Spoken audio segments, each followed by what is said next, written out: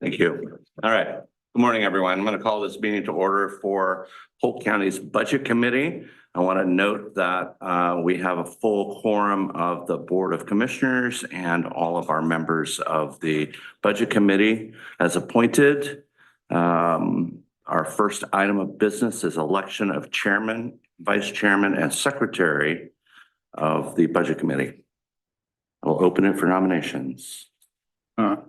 Like to nominate Mr. Johnson for chair. Second. Well, that happens fast. Any other nominations?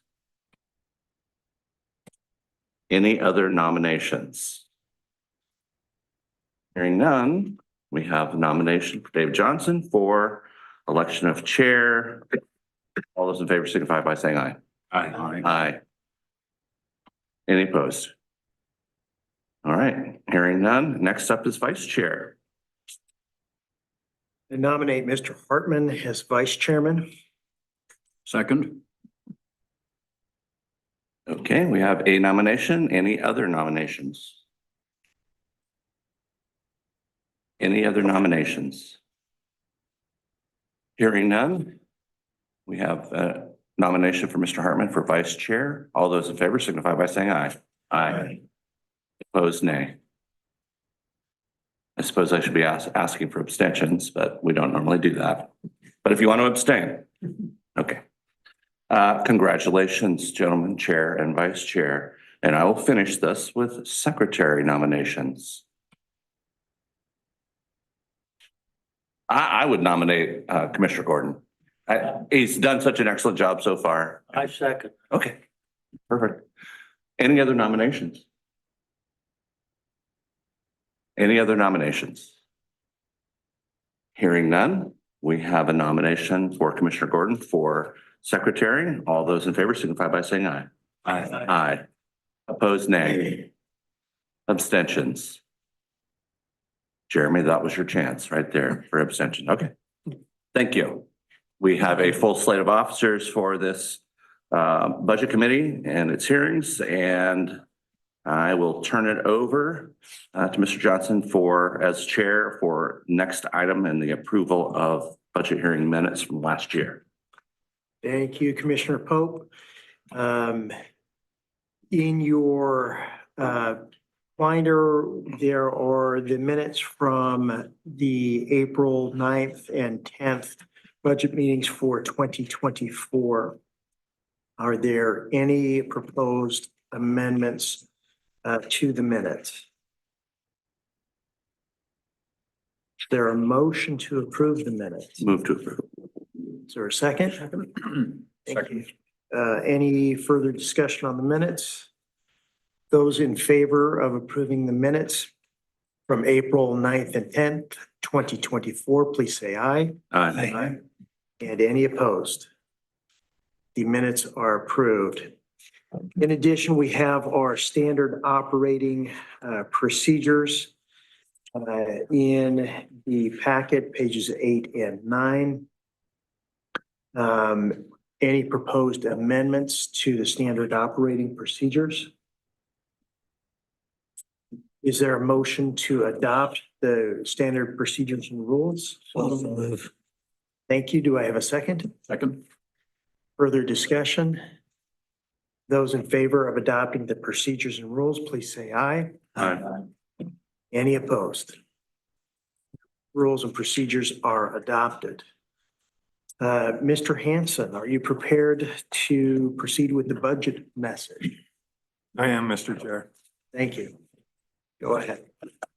In your packet is the budget message for the 25-26 operating budget, along with a number of charts and graphs to show how things have progressed over the years.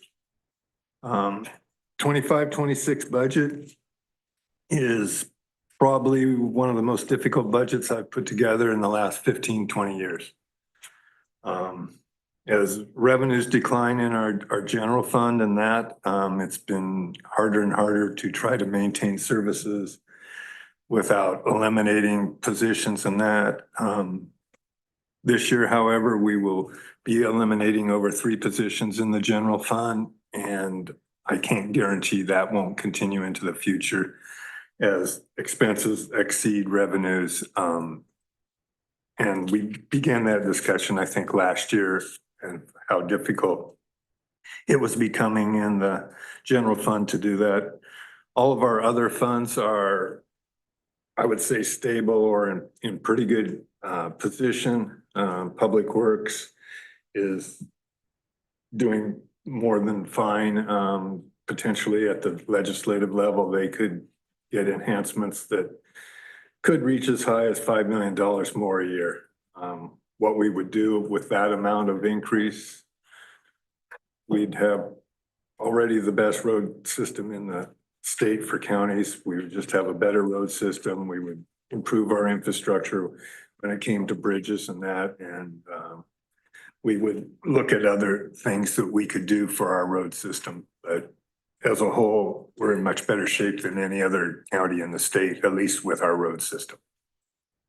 Behavioral health, we had a reduction in their beginning fund balance and those things. That's the result of building the new building, which we call the Academy Annex.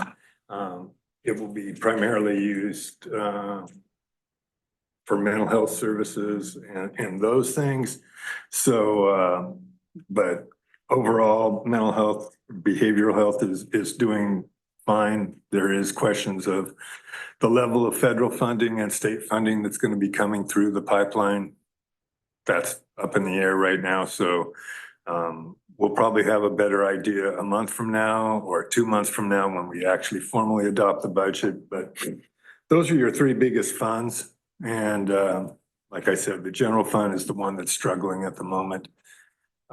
And will continue to struggle. Probably the only way out of it is finding new revenues and or in the 27-28 budget, when we go out for public safety levy, increasing that levy significantly. So that's where we are, at least in the general fund. The budget message goes through a 10-year history of where we were and what we've been.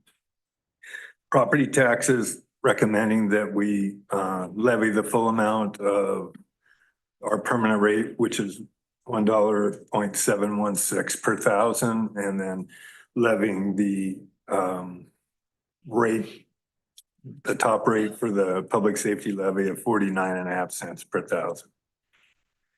As I mentioned, the general fund has a reduction of a little over 3.5 FTE. Revenues did go up, or the whole general fund did go up 2%, but expenses probably were around 8%. So as a result, you have the reduction in FTE in that. This isn't requiring any layoffs. However, it is not filling existing positions.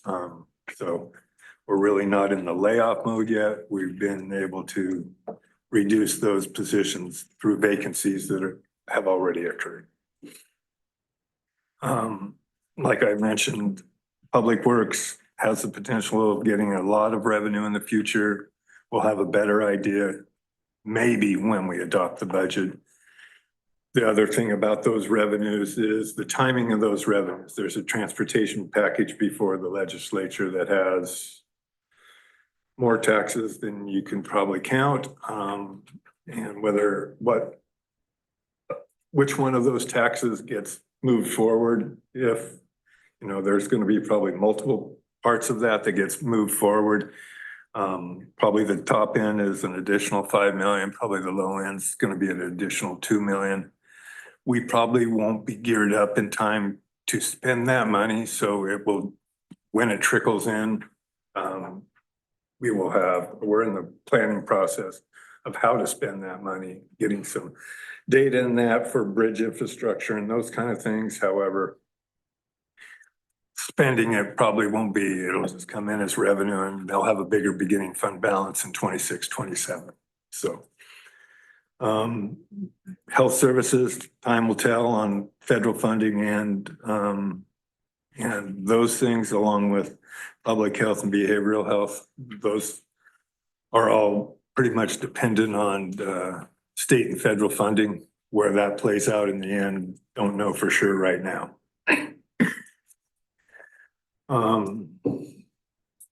Let's see, we talked about staffing levels and that, salaries and benefits. We are meeting with our smallest group of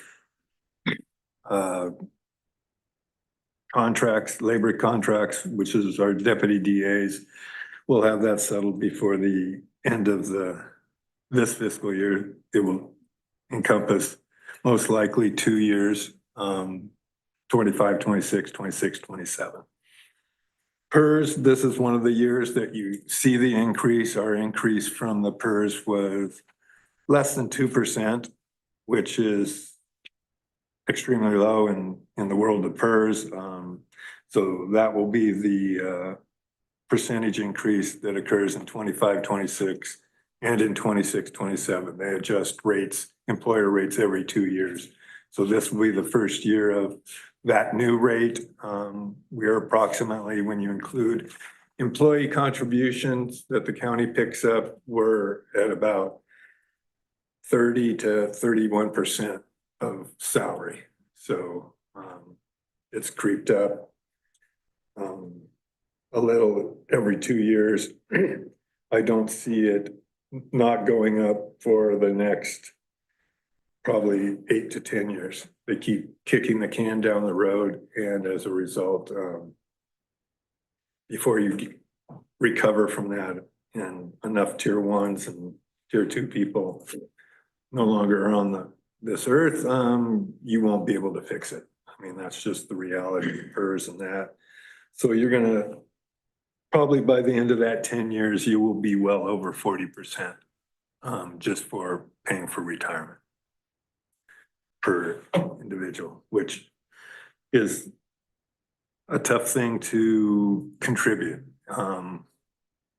The odd thing is if you say, we can't afford PERS and you contract it out, except then you don't have enough payroll to pay PERS and your rates go from, 40%, they would go up to 50 or 60%. That's what Douglas County experienced in that they contracted all their behavioral health out. Their rates right now are at 50% because they don't have the payroll to meet the other part of the equation of how to fix your actuarial whole liability in that. So health insurance, we were going to maybe look at a different option other than Pacific Source. We currently have Pacific Source as one of our carriers and Kaiser Permanente. We were going to look back at Blue Cross Blue Shield. They were unable to settle with Salem Health, so they were no longer an option. So we will be moving forward with both Pacific Source and Kaiser Permanente. Pacific Source is looking at about a 3% increase or a little less. Kaiser is looking almost at 10. So health insurance, we might be able to get that 10 down to 8 or 9, but it's not going to go lower than 8. So internal charges, you're going to see big increases in internal charges. That's partly because we were funding our cybersecurity and all our upgrades to computers and that with ARPA money. ARPA money is no longer available for this upcoming budget.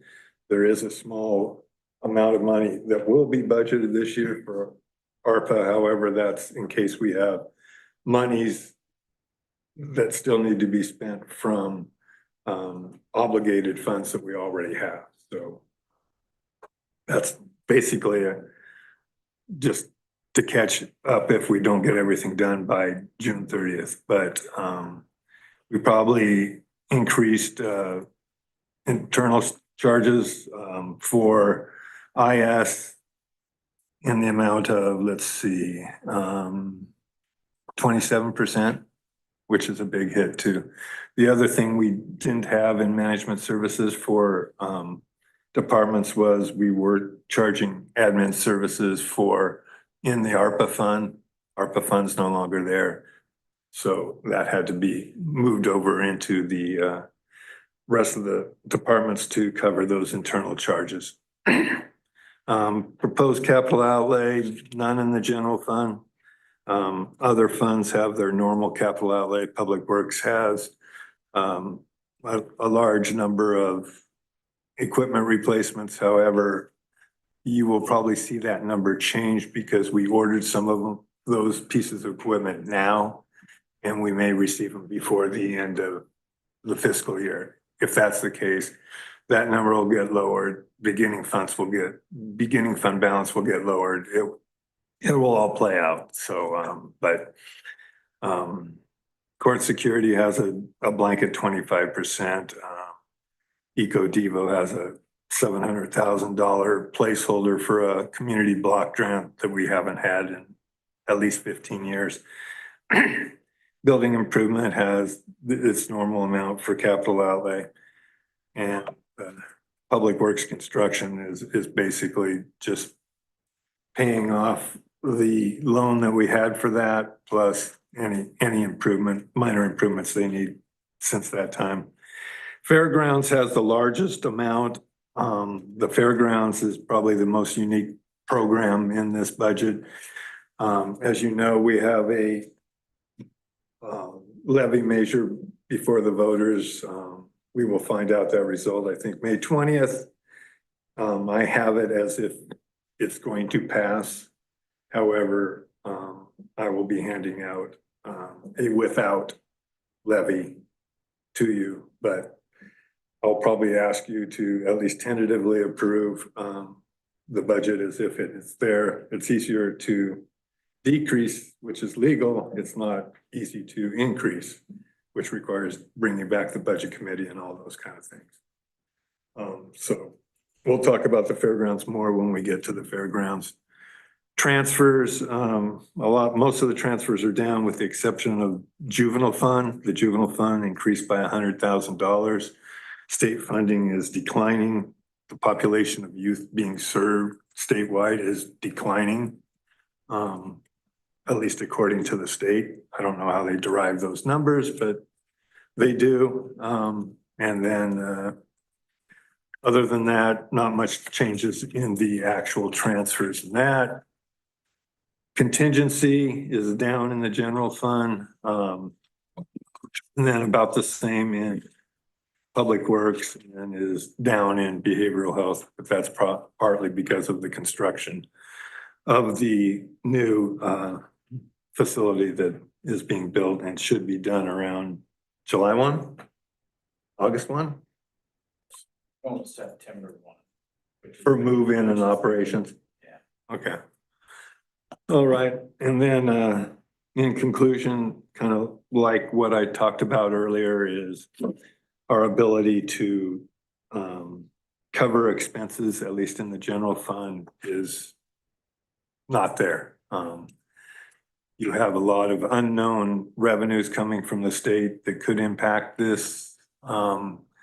Community corrections is one of the big revenue sources in the general fund.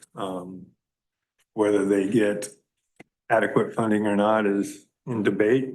It's all Jeremy's fault if we don't. He sits on a committee in that, to at least at AOC, to try to fight the fight. You have federal timber stuff. Craig knows more about that than I do. Whether that's in jeopardy or not, don't know. Have it budgeted at the level that is what we're getting approximately this year. Whether that continues, I don't know. That's about $580,000 at least this year. When I get the check, I don't even know that because they continue to make it lower and lower, or later and later. But like I said, it's getting harder and harder.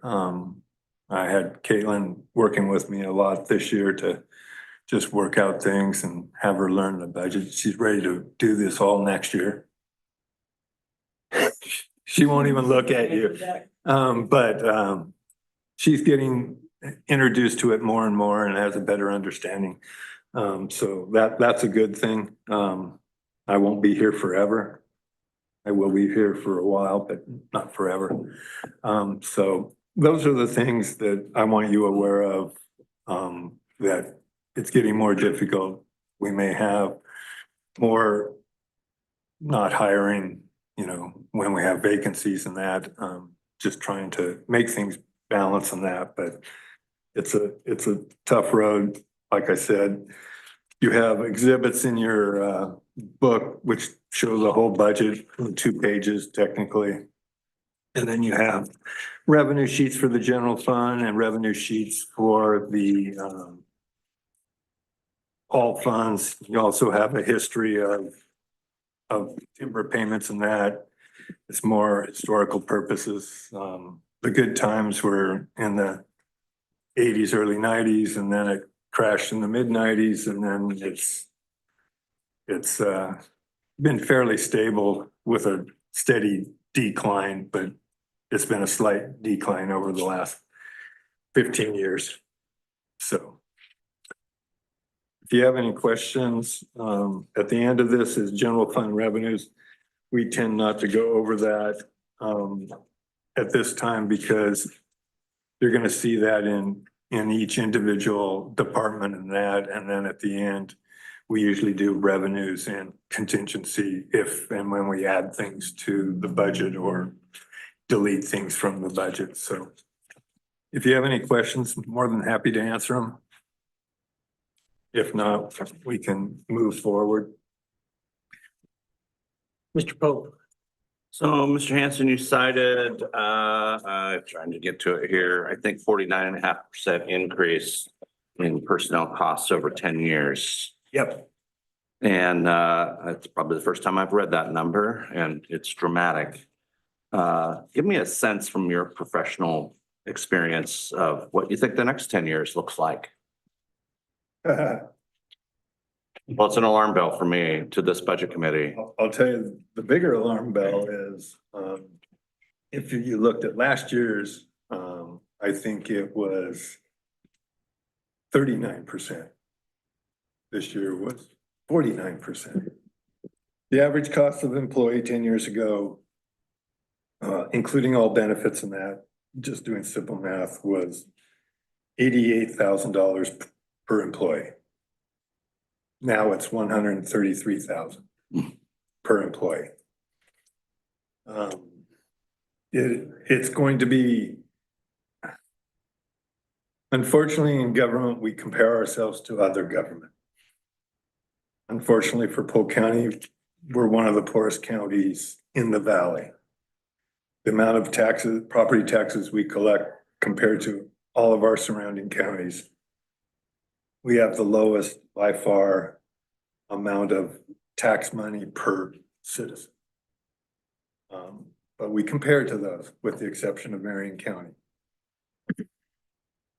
And you've had certain counties increase the wages for their employees at a level that you can't sustain, I don't think. Marion County being one of them. They gave management 20% increases for the last 2 years. So just to give you an example, if I were working at Benton County and I had all my experience and all of my years of service, my wage would be $363,000 a year. Good.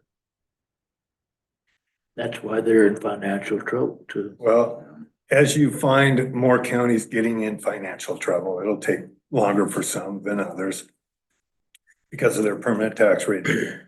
You will hopefully see a leveling off of wages and that will result in helping us not have to play catch up to those departments. But I don't see it decreasing. As next 10 years you have PERS. It's going to increase. It's built that way. Health insurance, unless there's massive health insurance reform, it's going to continue to go up.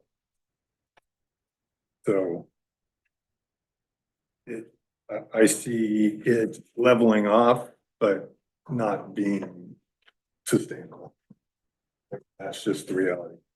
I don't see how the federal government can pump money into the states like they've been doing, and I don't see how the state of Oregon can can continue to do what they're doing with their monies available. I'm hearing nightmare stories from schools who are looking at closing schools. I've heard in Corvallis that Crescent Valley may be closing. They've had 2 high schools there for eons. You know, I've heard in Dallas School District, they'll be closing their elementary schools. I've heard that All City is on the verge of collapse. So, I mean, everyone's feeling the pinch. You look at your ballots every May and November now, there's money measures on there for every entity there is. Chemeketa, school districts, cities, county. It's just the reality of where we are at. There isn't enough money to maintain your current level of service without increasing taxes. But you're not going to get out of it property tax wise because you have limits on it with Measure 5 of $10 for government, $5 for schools. You know, there's going to be 4 measures, well, kind of 4.5. On this year, Chemeketa is re-upping trying to re-up their bond. We're out for a fairgrounds levy. City of Dallas is out for a new police station. You have a small pocket in Polk County of Sheridan, I think, trying to go out for a levy. So you have it. City of Salem's going out for their parks and library, quality of life, whatever they're attaching the title to. So, and the voters are most likely going to start doing no. They can't afford or don't want additional taxes. And once you get that mindset in the voters, it just carries through. Now, I hope to heck our fairgrounds levy passes. It is the lowest money measure out there, but again, the only one who passed last year in November was Fall City, which historically is the only one that doesn't pass. So the tide has changed and those kind of things, but I know I didn't completely answer your question, Commissioner Pope, but I don't see it getting better. I just want to make certain that we, again, put on the record, demonstrate for constituents that we've been riding this tidal wave.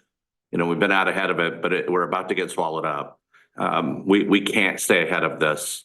I mean, with only 3% increases statutorily and, you know, 4.5, almost 5% increases just in labor alone.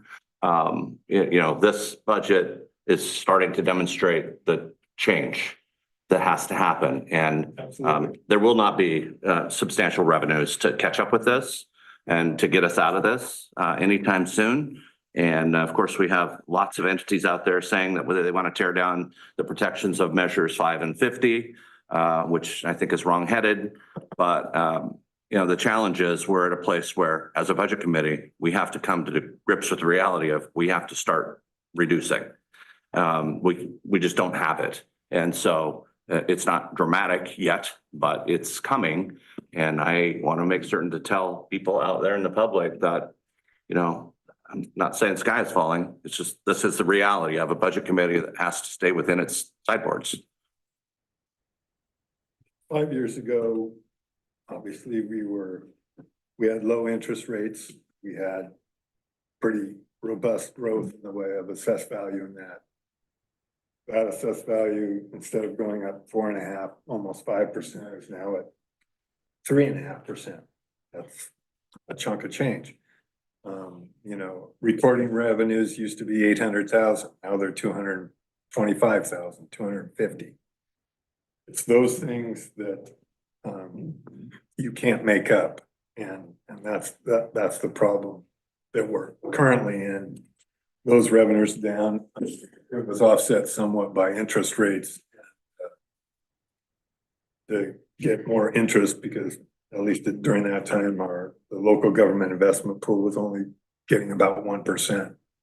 We're close to 5% right now. So there is a inverse effect of low or high interest rates, but the higher interest rates kill us more than the high interest we get on our monies. So, but Commissioner Pope's right. You're gonna see every entity out there, local governments needing money, with the exception of maybe Marion County. They have a permanent rate of $3.04. And if we had that same permanent rate, we would have about $10 million more a year. Then I was talking to you about budget issues. We try to be figuring out how we best spend our money, because we'd have too much. You know, measure 5 and 50. Permanent rate was never our friend. We got caught twice. We got caught because we were a timber revenue dependent county. Plus, when we passed the 96 bond to build the jail and increase our tax base. When they set permanent rates, they looked at a 3-year average. We got 1 year of that tax base increase. If Measure 50 would have passed 2 years later, we'd probably have our permanent rate, instead of 1.716, would probably be closer to $2.25. We were unlucky in both ways, but you know, we have survived since then. But without new revenue sources, which is an increase in taxes or the public safety levy, or new monies from other sources, we'll always be scraping for money. So, Mr. Hanson, how much of the 49% increase is credited to our shortage on PERS? I would guess, I mean, PERS is averaged between a low of this year of 2%. I mean, it increases every 5 times in 10 years. The worst we were seeing was 5% increases. But, you know, PERS is, you know, when 1/3 of your salary goes to PERS, it's a big chunk. Health insurance has probably had a bigger impact in those 10 years than PERS, because they're increasing every year, and sometimes they were double-digit increases, you know, 8 years ago, 7 years. Lately, they've been more in the 6 to 8%, but all those numbers are greater than what we were taking in property tax revenue. And we got a false sense when we were building reserves during COVID and that, with shortages in staffing. We used to have a constant 6, 7 employee FTE shortage in the sheriff's office, which then you're not spending it, so you're building reserves. The DA's office would have 2 or 3 vacancies at all times. DA's office is full and has been full the last 2 or 3 years, or probably the last 2 years. Sheriff's office is now averaging, you know, maybe 2 or 3 open vacancies. So that's probably $600,000 to $800,000 of savings that we were receiving that we're no longer receiving. So expenses have gone up because of that, along with the massive growth in behavioral health from 10 years ago to now. 10 years ago, their budget was probably 15 million. Now it's 30. So you get those. I mean, that's just not general fund. That is countywide and those kind of things. So, but yeah, it's another tough hill to climb for us. We don't have the luxury of a big permanent rate. Whether they modify 50 and allow you to go before your voters for a permanent rate, like I said, the voters are getting tired of raising their taxes. Those kind of things. I don't know if that would be successful. You guys can kick me out. I'm not giving you good news. But it's reality. Mr. Watson. Mr. Pope, are you still involved in the timber Yes, business? sir. A few months ago, I had the opportunity to fly over the Coast Range. Mile after mile after mile of beautiful forest and nothing going on. And change nationally, and it's all, most of Oregon's timber is federal. Are you hearing anything about any activity in Oregon's forest? Yeah, on the BLM side, I would say that I would expect to see some change by the end of Trump's second term, just based on the machinery that he's trying to enact and put in place. But of course, the opposition to any of that is already well geared up, well funded, fully anticipated these moves, and will continue to protest sales and continue to block activities of the agency or agencies. U.S. Forest Service, I just read a report, is so dismal. They essentially would need to throw out the baby and the bathwater and start over again completely. Fortunately, Polk County does not depend on U.S. Forest Service receipts. We have about 4,000 acres, so it's not very significant. But the BLM ONC lands are very critical.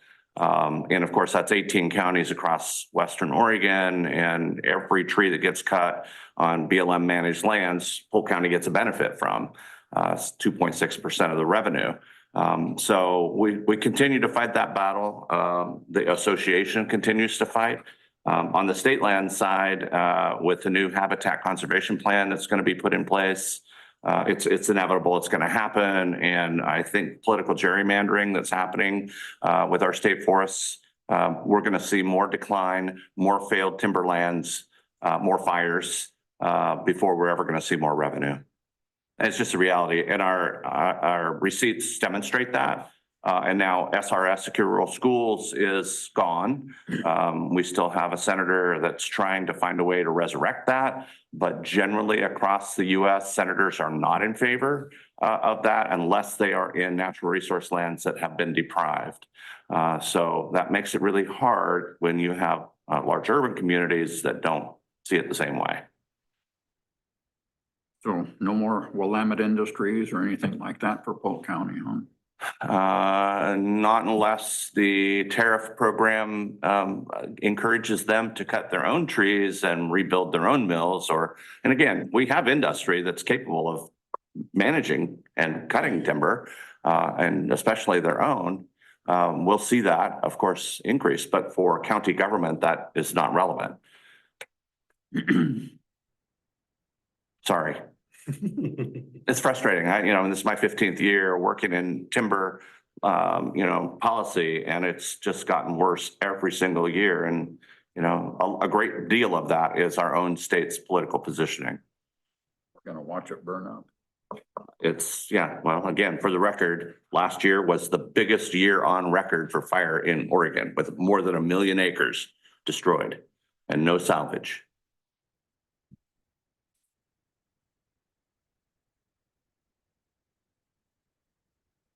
Any further questions on the budget message? I have a kind of a question. So, I think members of the public might look at the increase in general fund revenue of 650,000 and ask, why are we reducing FTE? But I think you've done a good job of explaining the increased cost of personnel. And I just want to note too that we do have that PERS reserve fund that we're trying to augment the steep rise in PERS over time. And I'm just thinking from a save here, save there, in terms of those internal charges, do you see, for example, the IS cybersecurity costs leveling off or reducing from one-time investments, or will this be kind of a continued, do you see this sort of flatlining or stabilizing these internal costs? No, you see them going? I think it'll only get worse. Okay. As software companies learn new methods to charge for their use. I mean, if you're looking like at a new financial package, They're going to, some counties are spending $20 million on a finance package. Yeah. Those are the big counties. But Wallowa County just spent 1.8 million. They are not a big county. They are a very small county. The thing that kills you though is the maintenance and service fee usually is $150,000 a year, where it used to be $10,000 a year. Microsoft, Oracle, all of those are going to subscription-based type costs that once they have you, and they realize that. They don't squeeze you, but they don't show mercy either, So I don't see a lower cost associated with IS charges in the future and IS costs. Cybersecurity is a cost that you can choose to ignore, or you can spend lots to reduce your chances of any type of attack in that. However, there is no guarantee. It's insurance. And it's what level do you want to insure your infrastructure, technology infrastructure? I don't see it lowering. You have the personnel side, but then you have the operational side. IS is one of those that is not going to only increase at 2 or 3%. They're going to increase between 5 and 10% all the time. I mean, you used to have the cost of PCs were here and they came down, but it's all the other stuff that you have to protect your PC, to make them work as a bigger unit, servers and those kind of things. Then you have, the general public that's requesting, records research, and you're spending times on that. It's millions and millions of pages of data and you have now a history of it. You used to only have to go back a year or two. Now you have to go back 10, 15 in some cases on lawsuits. Damn lawyers. But it's the cost of doing business is just outpacing revenues, and we can fight the fight, but you're not going to win the fight. I mean, that's just the reality right now. So I want to tell you it's not going to get better, but I don't see it getting better. And maybe I'm wrong, but I don't think I am. And just one more comment related to salaries and such. Obviously, these have been kind of unprecedented in the last few years with COVID and full employment, incredible demand for labor. But I imagine that's going to soften. So hopefully the rate of wages and benefits will also soften, but it sounds like the health insurance especially isn't it going to go in that direction, but I mean, usually speculative here. Usually when you have a low CPI, you get a lower cost of living increase. However, like I said, other counties force our hand to make them bigger than the CPI sometimes, because in the behavioral health field, the amount of money that is being offered for certain employees is well beyond our means. In the DA's office, we have surrounding counties that are paying as much as 25 to 30% more than our salaries. We become training grounds. So you don't have the people staying in certain professions that long. We train them up, we get them to where they're super valuable, and then they go. Because at least money-wise, the pasture's always greener on the other side. So we're gonna have to accept being a training ground. The DA's offices accepted that. Sheriff's office pretty much accepts that. I mean, Yamhill County still are cops, state police steals a lot of them. Now, if state police gets massive cuts, then there'll be a glut on officers, and you won't have them. If behavioral health money dries up, you won't have those massive salary competitions. But, you know, school districts steal, everyone steals from everybody. It's the name of the game. And if you have money, you can steal more than them if you don't. So, but hopefully, you can always hope. It's a tough reality. And I've seen the waves up and down. I've been through layoffs. We've had the luxury of not having to lay off people. We're probably looking at that valley again. Unless there's, like I said, a change either in revenues, because I don't see the expenses getting cheaper.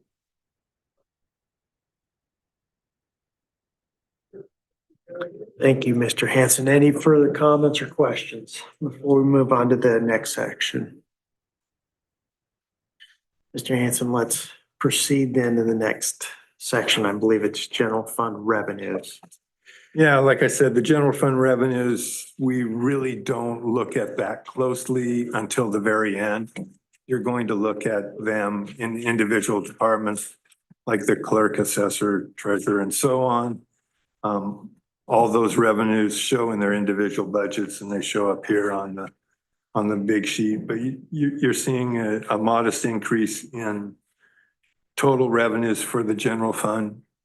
The big things you should note, though, is a lower beginning fund balance. 2 years ago or 3 years ago, we were at, or 2 years, 6.7 million. We're now down to 5.2 million. That means we're eating our reserves to stay afloat. Yep.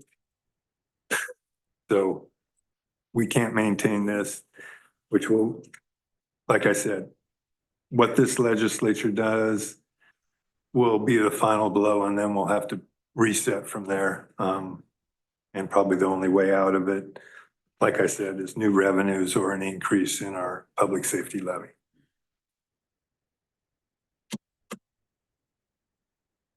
All right, shall we move on to the clerk section? Yes, this is the first department. You'll be within the general fund, elected official, county clerk. The clerk's office has two programs. One is elections. Our next election will be in May, and then they're usually scheduled in May and in November. But you can have special elections along the way, depending on if the state requires or wants to have a special election in that. So elections, we just finished. Presidential year is the heaviest voter turnout election that we have. I think our registered voters now are close to 65,000 registered voters. In a November presidential election, you tend to get about an 80+% turnout. So over 50,000 ballots counted. This May, we will probably be lucky to have 20,000 ballots counted. We still mail out the same amount of ballots and those kind of things. But just the voter turnout is dependent on either one, what's on the ballot, or two, the level of the election. Presidential elections are always the highest, or at least in recent presidential elections have been the highest. And then usually the middle year of a presidential term, that November is the next highest. And then the Mays, depending on what's on the ballot, I think this year it's just money measures and most of the smaller district boards that are on the ballot. So it's usually 22% turnout. So elections fluctuate. However, Kim is doing a good job as the newly elected clerk. She was appointed when Val retired and then was elected this last November. So no, she's doing a good job. Elections are requiring counties to spend money in the way of security and that. We've also, this last November election, placed a lot more outside ballot boxes in throughout the county. There's one in Fall City, Monmouth, Independence, all over those locations. You read in certain places where incendiary devices were thrown in and burned up ballots and those kind of things. We now have all those anti-ballot burning measures in our drop boxes and that, but they're requiring more and more security as the level of them seeing need that security heightens. We have more people observing us when we count ballots, when we open ballots, all those things. So it's a fairly major issue that people are watching elections. There's movement that we go back to voting at the polls and that. I don't think that will ever occur again, at least in Oregon, but it would be a major cost to revamp a polling system. But, that's how, that's the current state of elections. You're looking at voter rank results and those kind of things. Hopefully that doesn't occur, but it's getting more and more steam, so it might. But elections, at least staff wise and that, they're doing well, and I have the greatest of confidence in how we count our ballots and how accurate our ballot counting is. So I don't fear that there's a lot of fraud in Polk County at all. If any fraud occurs, it's probably at the state level with DMV and motor voter registration and those, and them not cleaning up their databases and that, but we can't control that. That's what feeds us information. So we do what we can with the best information that we get. Recording, like I said, recording is pretty much a function of interest rates and refinancing, and new construction, obviously. Those are your biggest things that we do when interest rates are high. There's not a lot of refinancing. If interest rates drop tomorrow by 3%, they wouldn't have enough people to do all the recording and the refinancing that you could muster. So there's people, I'm sure, just waiting in line for interest rates to drop so they can refinance their mortgages and that. So it's a very much dependent on interest rates. It's a big wave. So interest rates high, things are slow. Interest rates low, it's nuts. But technology wise and that for recording, we're in very good shape there. We currently still have only 3 staff up in that, an elected clerk and 2 others. We are by far the lowest staff clerk's office this side of the mountains in that. So they do a great job up there with what they have. I would recommend you tentatively approve both the elections and the recording budget. Is there a second? Second. Further discussion? Those in favor of tentatively approving the elections and recording budget, please signify by saying aye. Aye. Any opposed by saying nay? Great. Mr. Hanson, the assessors budget. Assessors in the audience, if you have any technical questions you want, you can direct them to her. But assessor's office, she provides you with a program detail. She also is in more detail, she gives budget highlights and that. You can see the growth that we have in assessed value, and that historically, it's a 10-year history. That's the thing I look at the most, as it basically determines less urban renewal. My favorite thing, the taxes that we're going to receive for the upcoming year. But you can see her highlights in that. Her staff is doing a very fine job. There is legislation across the river to look at increasing the contributions that the counties receive from the assessment and taxation grant monies, otherwise referred to as the CAFA, and that. We get about 15 cents on the dollar for our assessment and taxation program. It was designed to be closer to 30%, but over the years it has declined. There's an effort to bring that level of funding back at the legislation. Whether that succeeds or not, don't know. Historically, it has not. It has always received great opposition from the taxing entities that we collect taxes for. They think that's just something we should be doing for them with no compensation and those kind of things. But overall, it's a pretty much a status quo budget out of the clerk's office. You're going to see the cost, though, increase dramatically. You can look at information services alone went up $70,000 for the clerk in internal charges. That's nothing she's really controlling. It's just the cost of doing business and the subsidies that ARPA money was allowing us in IAS. They are a big user of our technology. It's the reason we're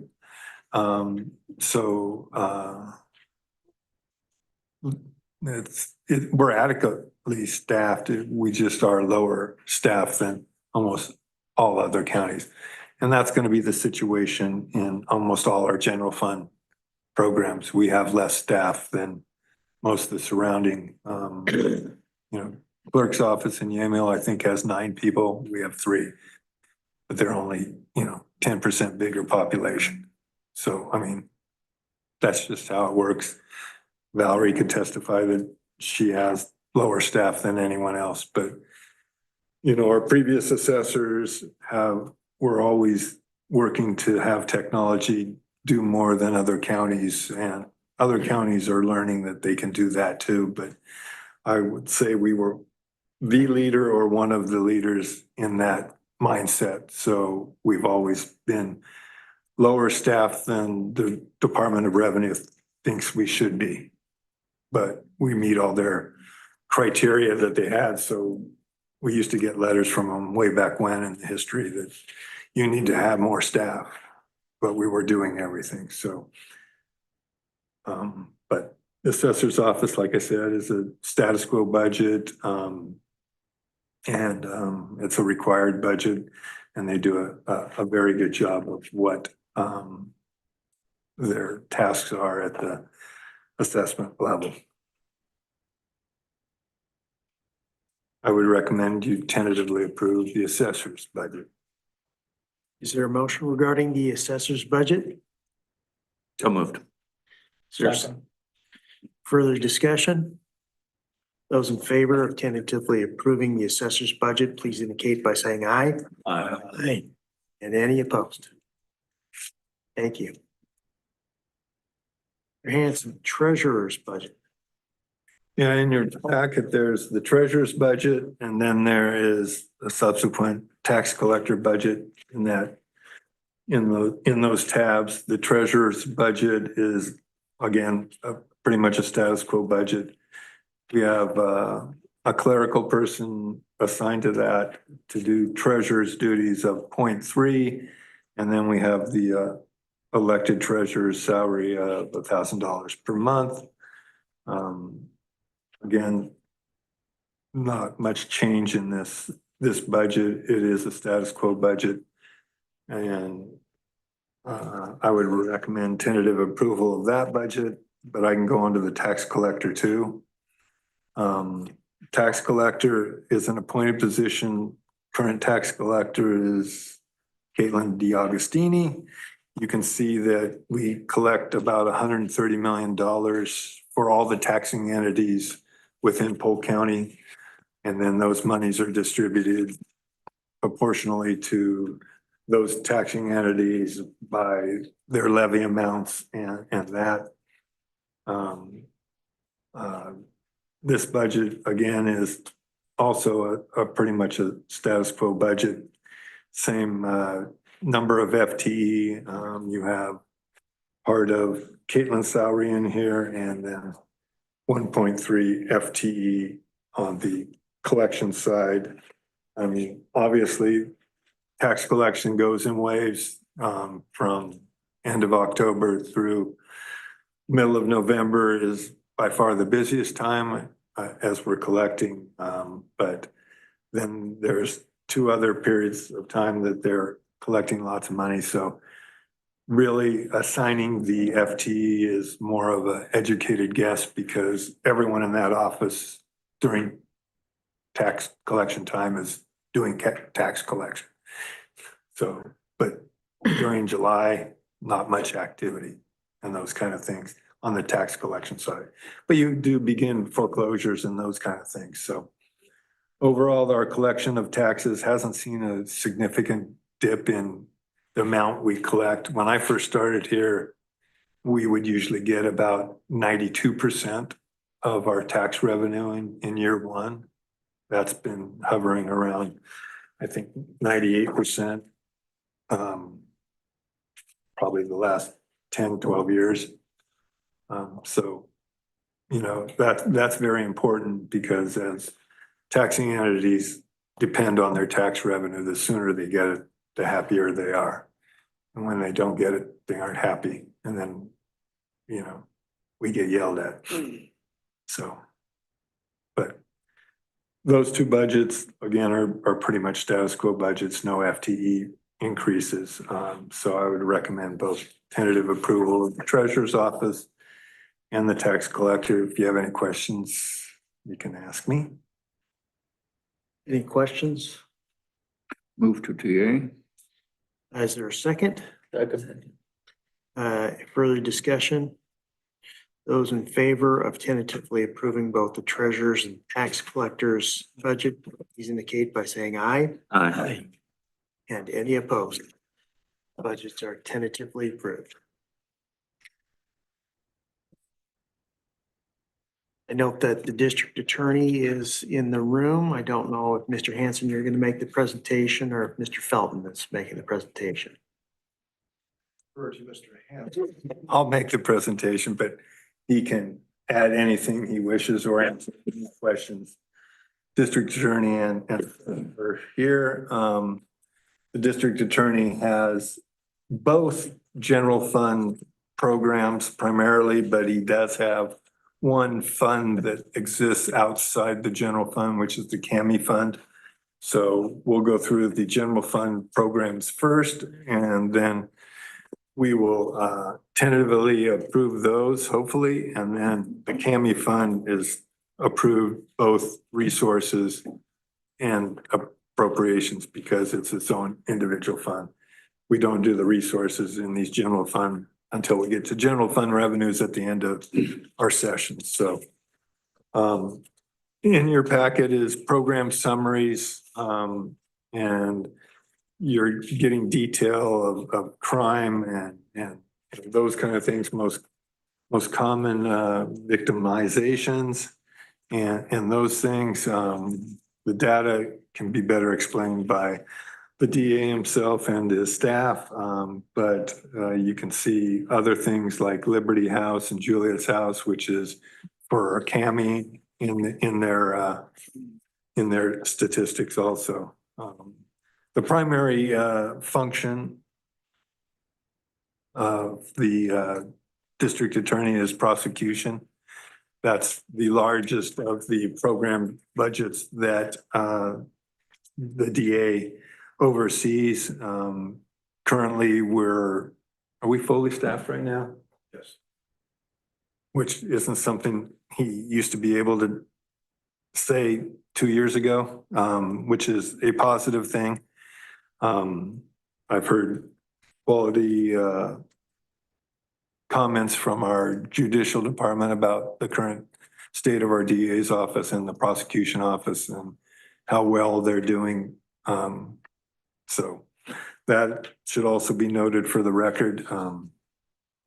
This budget is, again, fairly status quo. FTE are the same. They are a recipient or a major recipient from the public safety levy. I've sat down and discussed with Aaron, the future of the public safety levy and probably the needs that we have in the future to increase the cost of that and that. So Aaron is aware of the big push we'll have in the next public safety levy going before the voters and that. But as I said, prosecution is one of the general fund programs that they have. They are doing a very good job of prosecuting and keeping things going. The next one is support enforcement. We have a support enforcement department. Some counties let the state do it. We find that we do a much better job and more effective job of doing it, having it in-house. We receive about 66 cents on the dollar of subsidy for operating this budget. So there is general fund contribution, but they do a very good job of going after lack of child support payments occurring within the county. Statistically, you can see that they help collect over $4 million. That wouldn't have been, it would have been received at the state level probably too, but not to that degree. Whenever we take over something from the state or choose to do it ourselves, our results are much better and more effective than what they do at the state level.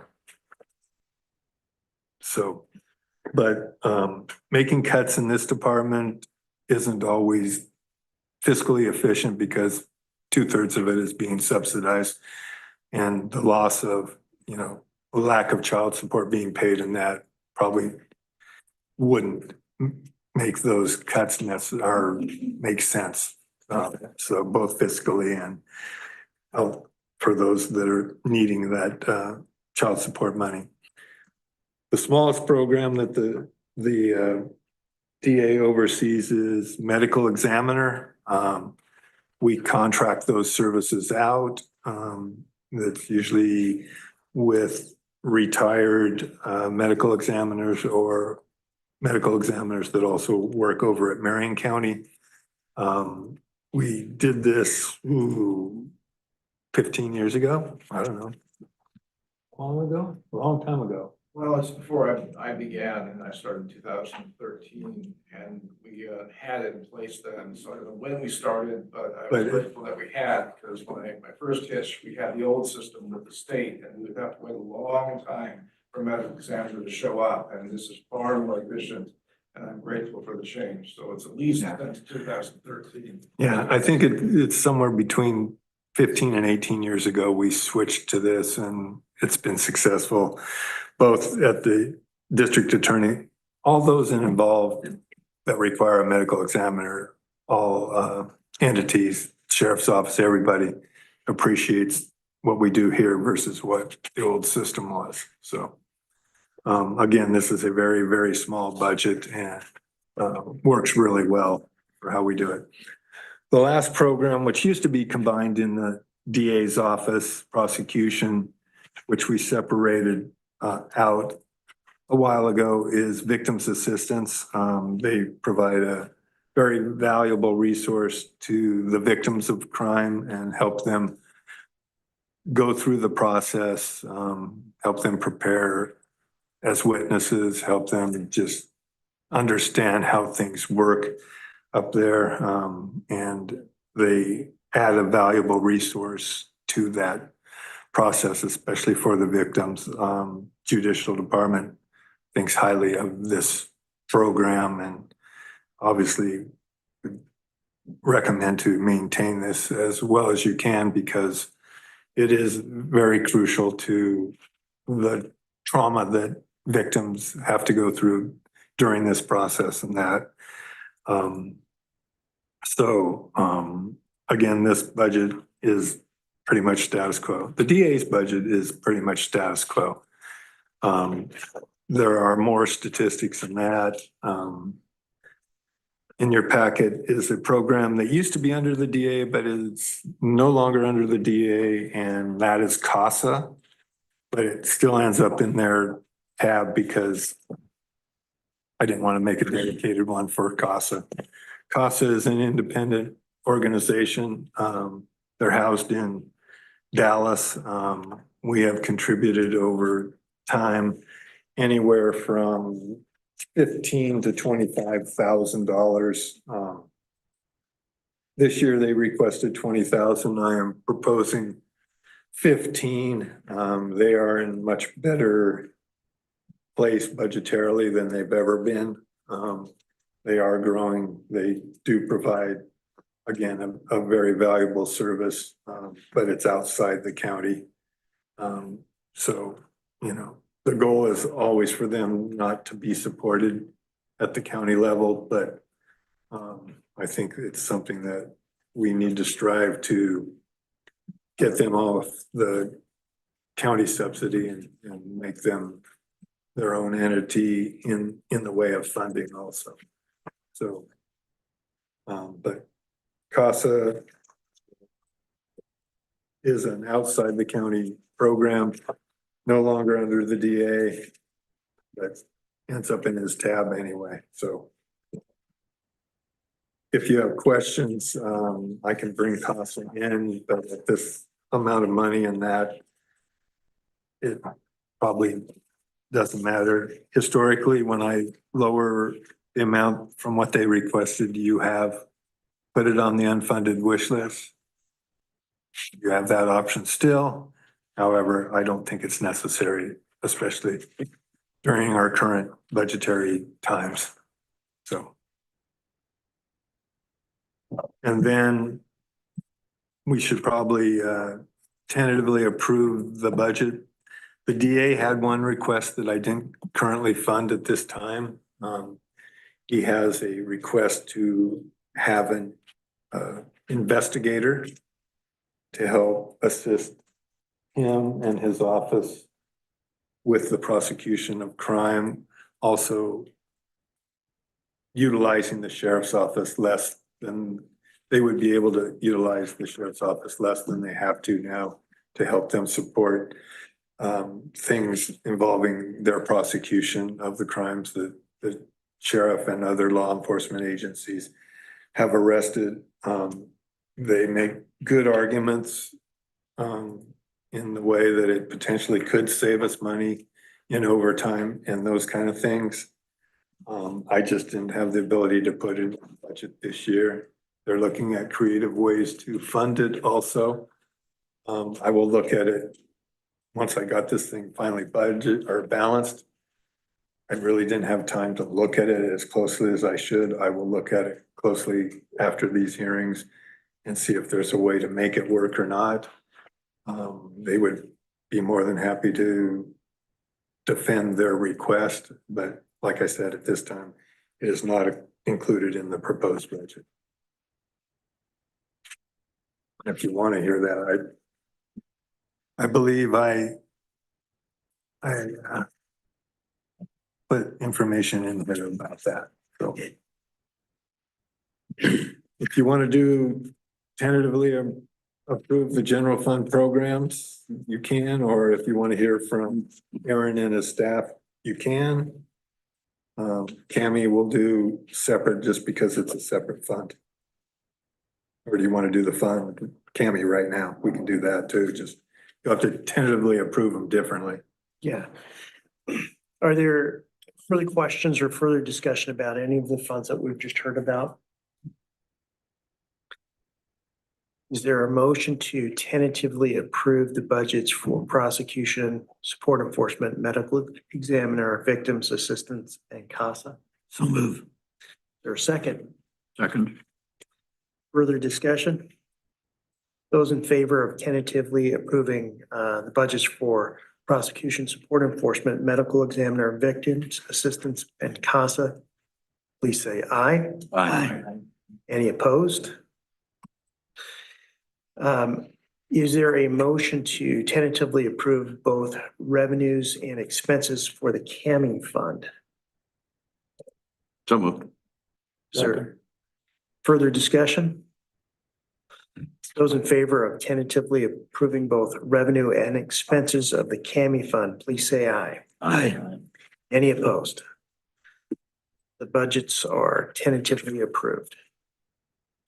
Do we want to put on CASA, there's a $5,000 gap between the request and our tentative approval. Do we want to put that on the unfunded wish list to revisit at the end, or do we not?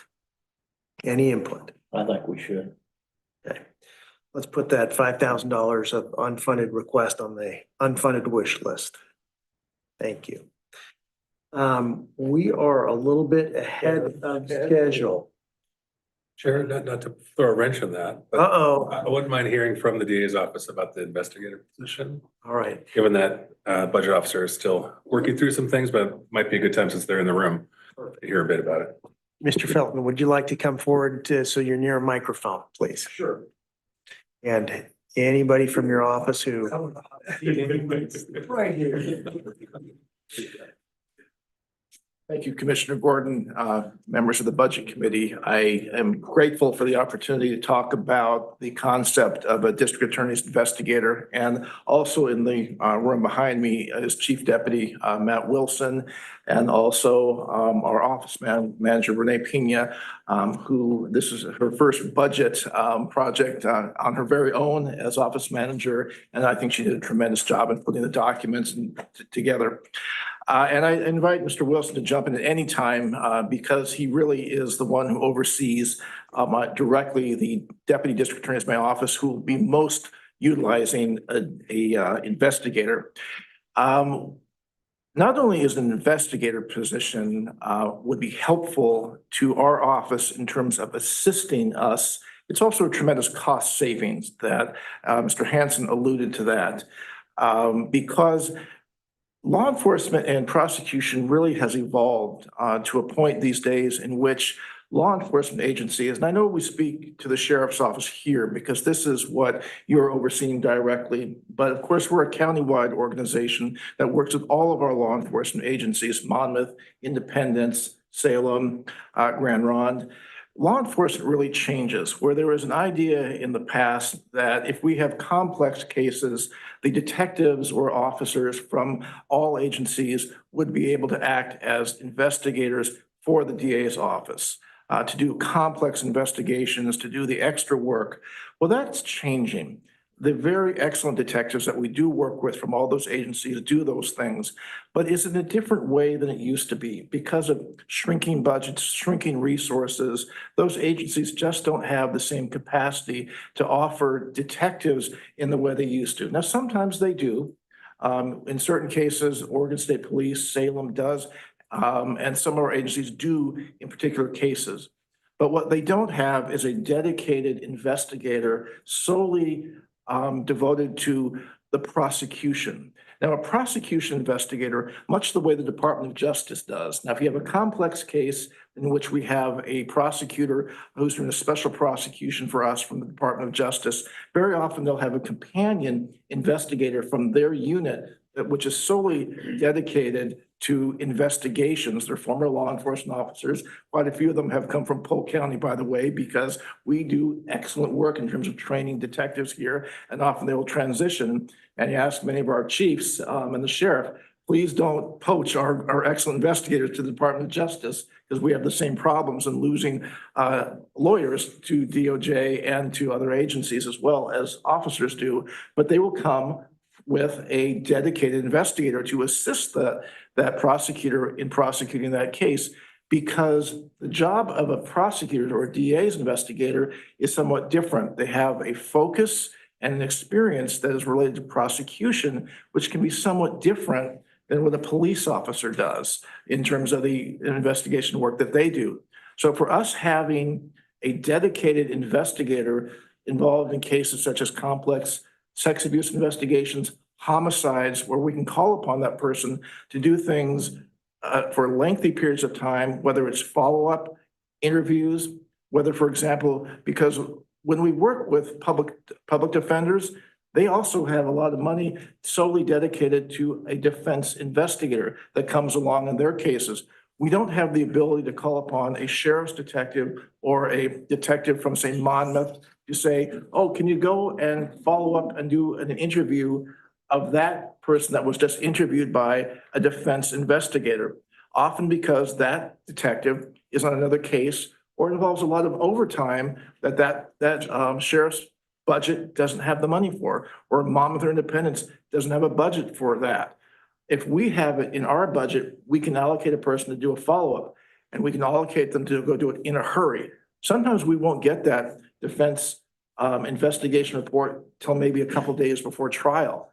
If we have our own dedicated individual, they can be dispatched to follow up very quickly and ask questions from a prosecution strategy based on our trial strategy. It's a different way of thinking than, say, someone else might have that is just being pulled in off the street from a police agency. So what it does, it helps us build better trials. It helps us build better investigations. It also saves these agencies, the sheriff's office and other agencies, overtime, money, and allows them to put those investigators doing workups on investigations that are pending. So it really does create a win-win situation. So what we're trying to do is work with our known budget, knowing that times are hard. We're trying to create money out of existing funds, to be creative, as Mr. Hansen said, in basically providing some money and asking for modest funds from the general fund to be allocated towards at least a part-time. We'd love a full-time investigator, don't get me wrong, but we at least like to start it at this level. So I'm glad you asked, Commissioner. I'd be happy to answer any questions. Mr. Wilson? If I may add. Yes. I just want to say as well, a very classic example that we deal with very often is we will learn a week before trial, a couple weeks before, a witness or a victim will come in and tell us something that we didn't know, or changes the game one way or the other that we can't confirm, or we'll get a defense private investigative report that tells us one thing and we're not sure if it's true. We don't have the ability at this point from our office standpoint to send someone out and to do follow-up and to go talk to that witness and get their statement and use that in court. Right now, we're at the whim of, hey, I'm going to call the sheriff's office. I'm going to see if I can get that deputy who's currently working nights to, at 1 o'clock in the morning, go and try and track down this witness to talk to them. So they're not available because they're working nights. So now I have to call the sheriff's office and say, who do you got that's available? So now I got 2 deputies on a case instead of 1. So when I go to trial, I have to subpoena both of them. Or now have to sit out in the hallway all day being paid overtime, right? So it just keeps on stacking and stacking and stacking. Every time we have to get another law enforcement officer involved in the case, instead of having our own dedicated person that we can have working in our office and calling them as witness. The only thing I wanted to add as well is I'm the chair of the child multidisciplinary team as well. We have already gotten approval to use CAMI funds to fund a 0.25 for this position, $40,000 over 2 years. That we'd like to apply because we know this is a big ask for the budget committee. But we have those funds tentatively approved depending on what the decisions are with the position as well. And I think there's other ways in the budget we're looking at trying to fund that position too. If anything helps at this point, I think I can name lots of cases where an investigator would have been much more helpful and would have changed the outcome of certain cases that we did. So. As to the vote from the MDT came from officers and Correct. managers who would be helped in their cases. They're not feeling threatened by this. They got plenty of work to do. We've already been approached by a couple current officers that are interested in doing this job if it ever became a thing. Or retired officers who would be outstanding at the position if it could be done. So anyway, thank you for your time. I know we talked more than you wanted to hear, but thank you for the opportunity. Still seek the blessings, probably the wrong word, but you know. Steve, are these salaries you're proposing for a full-time position or part-time? Well, we're at least trying to get to a part-time position, if nothing else, at least start the concept, and perhaps we can build on that over time. I would love if Mr. Hanson could find a full-time position, because that would give the sort of security that someone coming into this job would really need, so they could be committed to it. You know, I always want to shoot for the moon, you know, on these sorts of things, because a full-time dedicated investigator would be outstanding. But I understand the realities. If we can get started, that'd be great. Mr. Johnson. I just didn't know if you saw Mr. Morthurst's hand. That's what I was going to point out to you. Thank you, Mr. Feldman. Appreciate you. Thank you, committee members and commissioners. Thank you.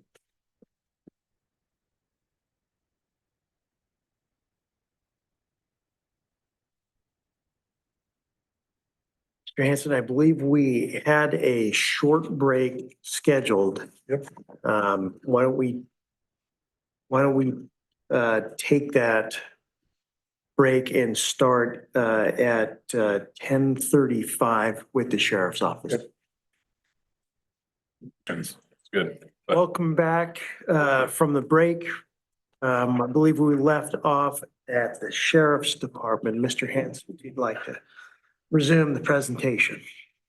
Yes, Mr. Chair, members of the committee, next before you is the sheriff's office, and in their tab, the sheriff oversees two general fund programs, the two biggest general fund programs, patrol and jail. And then he has two separate individual funds, animal control fund and the marine patrol fund. We can do patrol and jail first. First is patrol. You will see a reduction in FTE in that program. As I mentioned, we didn't do any layoffs, but there were some open positions that we didn't fill in the sheriff's office, which is good not to have to do layoffs. But this is a result of just reductions in our ability to cover the expenses in the general fund. It's something I don't like doing, but it was necessary to balance the budget in that. Sheriff provided a number of statistics for you. Law enforcement has the ability to capture lots of data for you.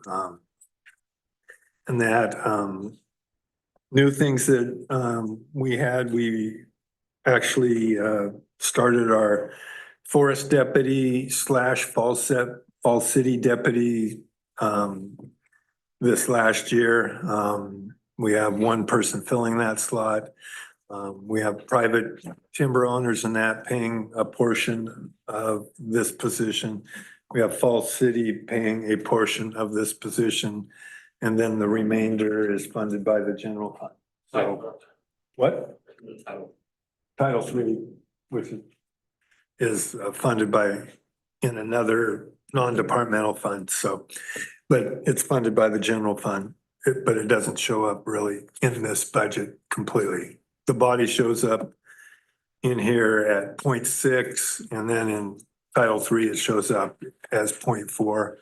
But the revenues that we receive from the private timber owners and Fall City show up in this budget. So he has statistics for that. You can see the type of crimes that they've made arrests for and those things. Crime is not over in Polk County. It never will be, unfortunately, but you can see the statistics in that. Overall, doing a good job in patrol. Jail is, I think, our biggest budget now. Again, you have a lot of statistics, looking at calendar year and that for the jail. This one is a status quo budget on FTE. However, the costs associated with medical care and those activities are rising sometimes exponentially. We are required to provide medical treatment for persons housed in our jail. Some of those medical treatment procedures, some of our individuals have had either costly medications and or costly surgeries that needed to be performed, or our other option was to release them. But in most cases, they were pending trials, so you can't release.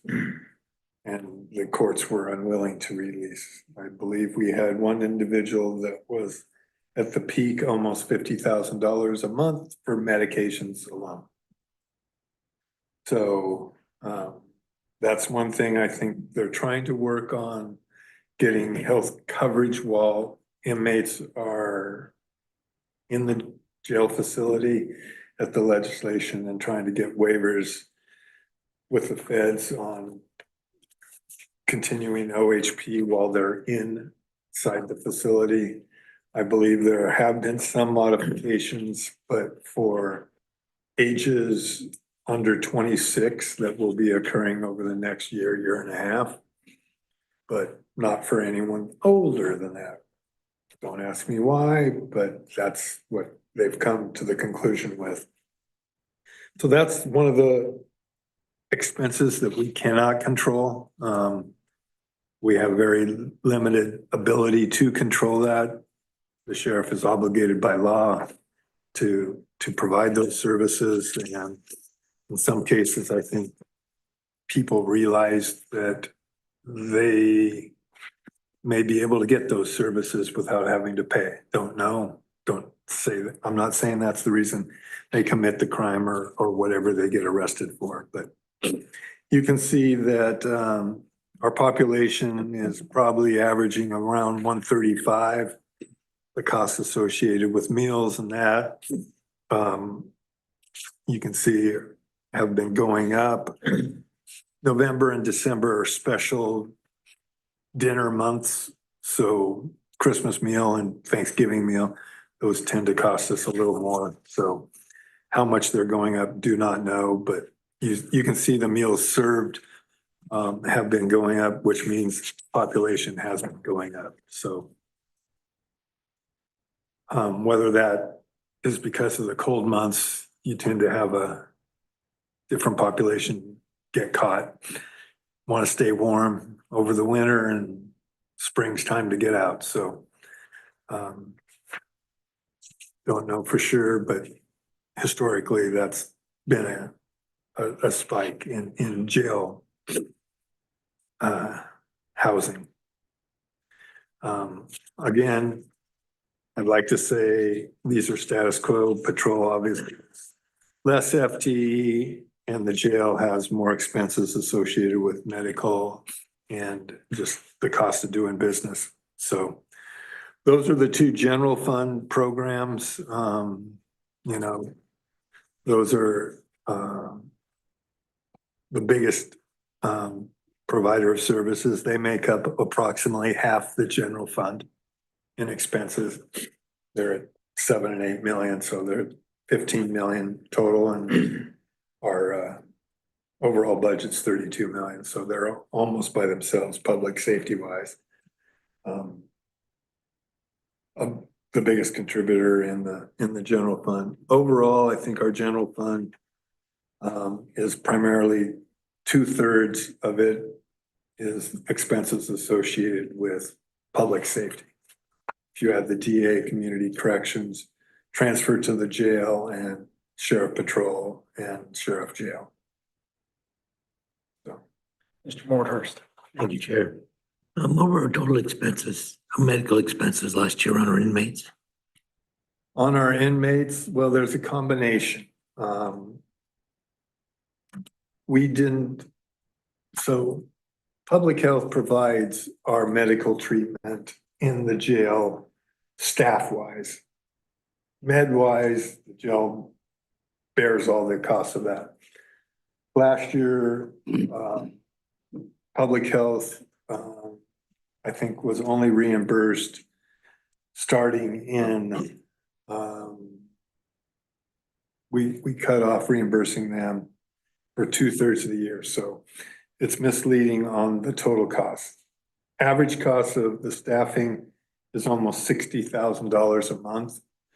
And then medical treatment itself, either drugs or hospital visits, and that fluctuates anywhere from 400,000 to maybe 600,000.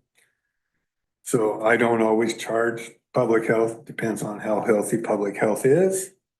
We began charging the sheriff's office public health services in January of this year. So I don't have the full amount in here in this budget because public health is still pretty healthy financially. So we will work that out as best as I can balance both of those budgets, but the cost of medical is ever increasing and we try to do our best, but most of it's outside our control. The sheriff isn't the medical director for the jail. He just gets stuck with paying the bills. We haven't been able to work any deals on reduced rates with the hospitals and that, even though we try at the sheriff's level, but it, you know, an ambulance ride that's 3 blocks away is, you know, $2,000. So we can't always transport them to the jail ourselves. So most of the general fund impacts without their meds and transports and. The medical side, the staffing side is always, but if we paid public health, which they would have more money than they would know, with the deal, you'd probably have an average of about 1.2 million of medical costs. I think I have, what, 850,000 or something like that. But I don't intend on reimbursing public health for everything. They'll get about 50 cents on the dollar. Mhm. So hopefully that covers it, but there's no guarantees. One brain surgery, one, you know, 1 or 2 inmates that have $30,000 a month. Yeah, any major procedure or anything like that. And if they're in there for the right crime, we can't release them. Those public health impacts that are state funds, obviously, but that's mostly personnel, just basic preventative care. Yep. Okay. Med management, those kind of things. Yeah.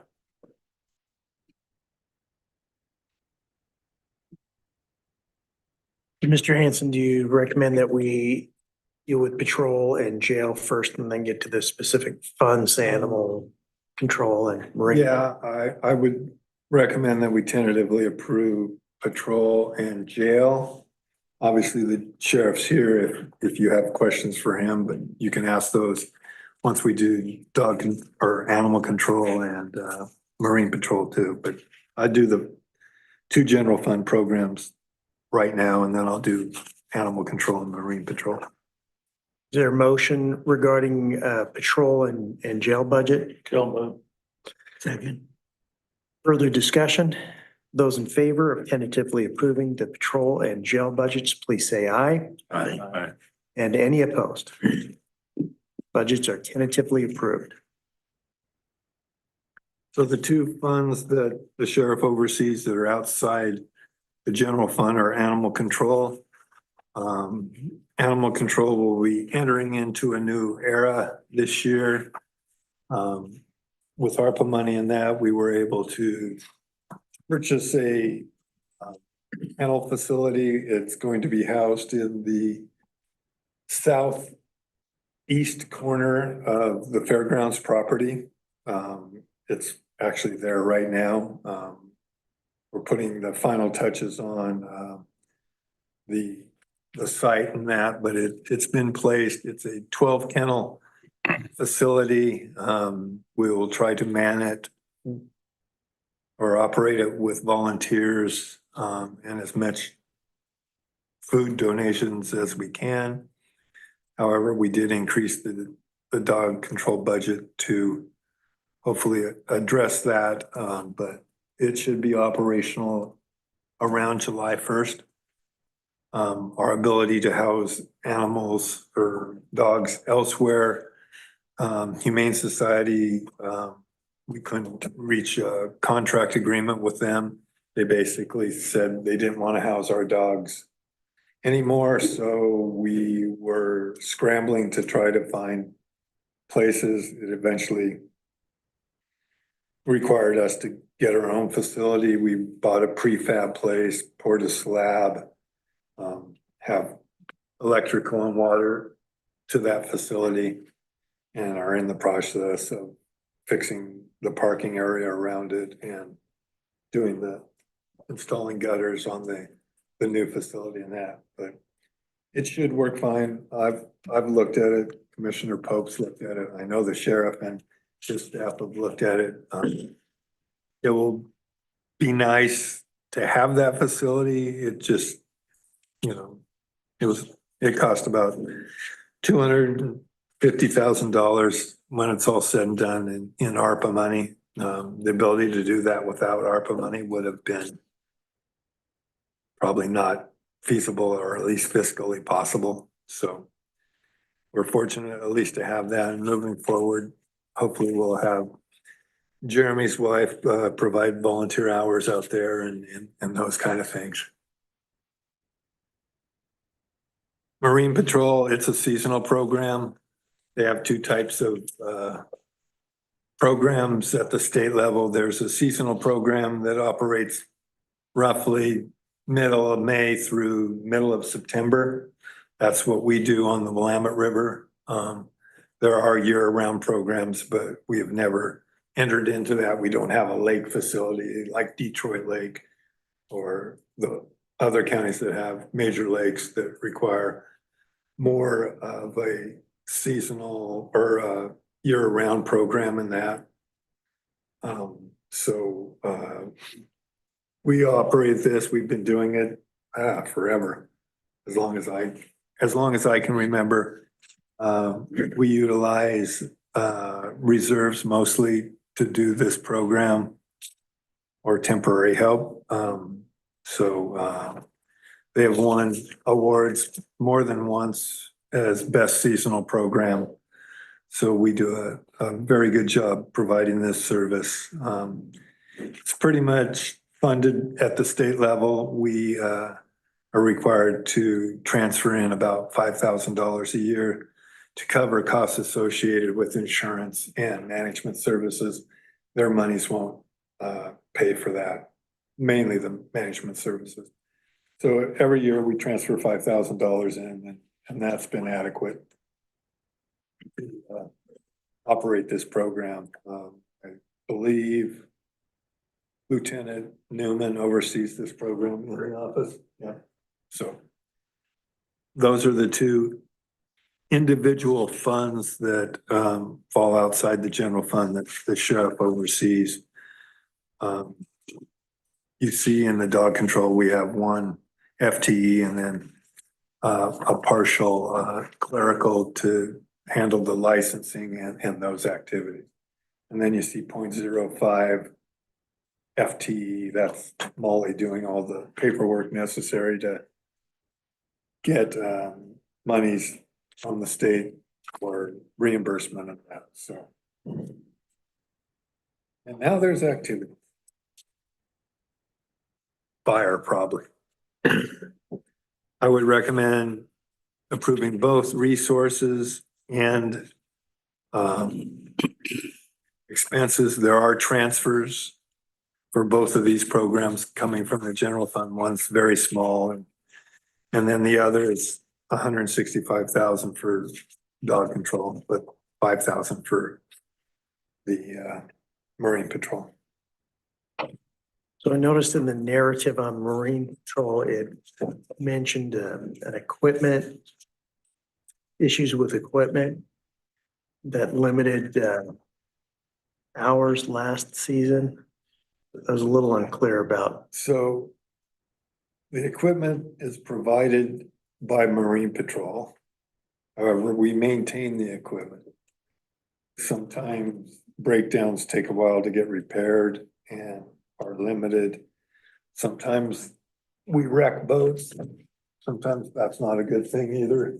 Mainly it's gravel, pit and gravel bars and Yeah. kind of stuff that we intake and. The river- Our shops can fix it or we have to take it out somewhere else. It just depends. Right, and the river moves those bars, so it's not always the same route that, oh, this is the, oops, not that route anymore. And as you know, the Willamette can get shallow at times, and right now it's not, but this isn't the time we're providing the service.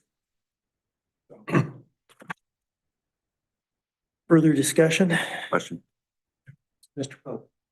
Sheriff, in the narrative also about program goals and objectives in Marine Patrol, search and rescue is a part of the product delivered. I'm curious about if you can share anything specific to what your engagement is with other entities on the river for prevention, loss prevention. So specifically, we had a drowning this last summer out of Independence. I particularly hounded them about make sure you have a kiosk for life preservers.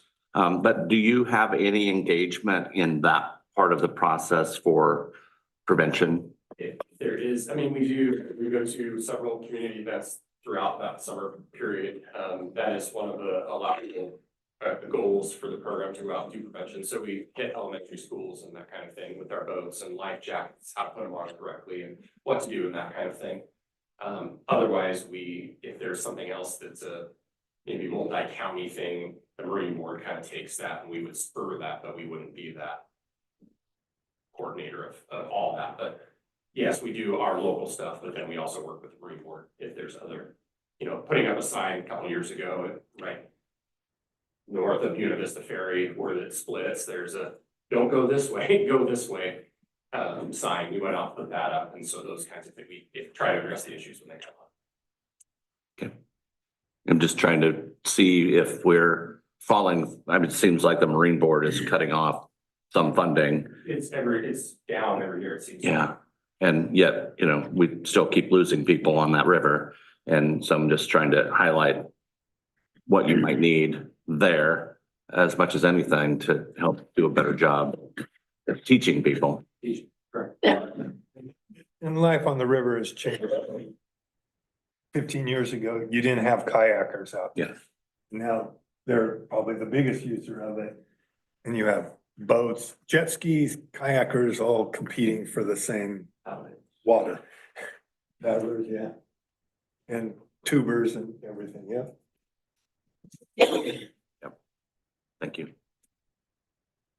Any further discussion? Is there a motion relating to animal control and Marine Patrol? Also move. Thank you. Do I have a second? Second. Thank you. Those in favor of tentatively approving both the resources and the expenditures of animal control and Marine Patrol, please say aye. Aye. Any opposed, please say nay. Those budgets are tentatively approved. Just make a comment, Mr. Chair. I don't want to beat a dead horse, but obviously this trend of higher cost medical costs and cost of doing business, I do not want to see this trend continue by eliminating positions. I don't think any of us do. And I'm looking at those medical costs. I mean, if we fix that problem federally, that would essentially fully fund our sheriff's office. I mean, that would offset those personnel costs. I could be wrong. I'm not fully sure on that. I mean, Okay. because we're gonna have to create infrastructure for billing and Oh, sure. processing, which we've never done. Right. and however that will work. And so, Those admin costs, yeah. and then it only covers 26 and younger 90 days pre-release. So somebody's got to be paying attention to when people hit that mark, because 91 days, you don't qualify, but at 90 you do. And Yep, so there's okay. just a lot of variables in it. Yes, and the current Medicaid exemption is not going to fix that problem. It's not gonna fix it. Right. And obviously it was mentioned that the levy will likely need to be increased. I just want to, on the record, say I support that. I do not want to see this continue. And I'm also curious, and this might be a controversial question, but have we ever explored IGAs with city departments for jail use, for certain bed use? I know this is done in some other areas, but I don't know if we have ever explored that as a county to share the costs of something we all need as a basic essential service. So if it goes through state court, I don't think we have a legal ability to. Oh, is that right? Bill a city agency for a circuit court type of function. I'd have to double check, but in terms of municipal, if they house it on a municipal charge, yes, we could charge. I have recent, because I have talked with Greg about this concept, is that something we need to do?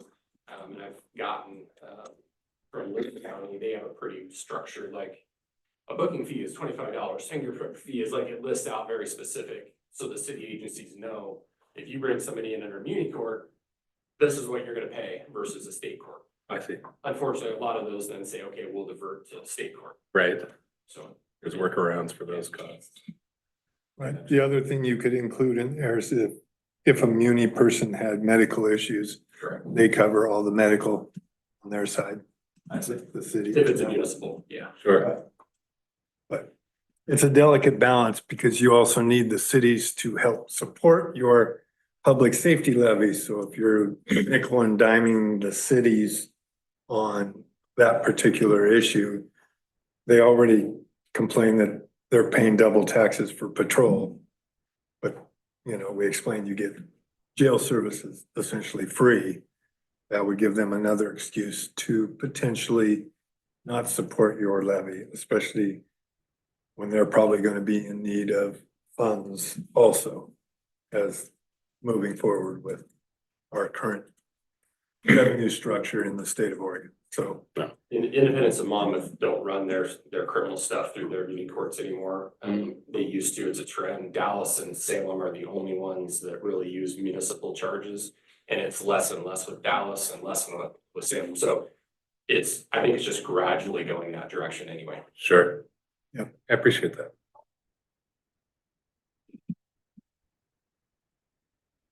Thank you. Thank you. Mr. Hanson, if we could continue with community corrections. yes. Where did community corrections go? So we have two programs within the general fund for community corrections. You have parole and probation, and then you have community service. Parole and probation is primarily funded by the state. You could argue over what level it should be funded at. I have numbers in here that I guarantee will not be the final numbers we receive for 11-485 funding, JRI funding, everything that's included, deflection funding. There are different elements within this budget. So what we support with the monies that community corrections receives is a portion in our jail for housing violators and that within the corrections department. And we also provide the funding for a majority of the operations of community corrections. In the past, the county has usually spent less than what we received, so it helps support the jail and those other things. Lately, the general fund has supported community corrections.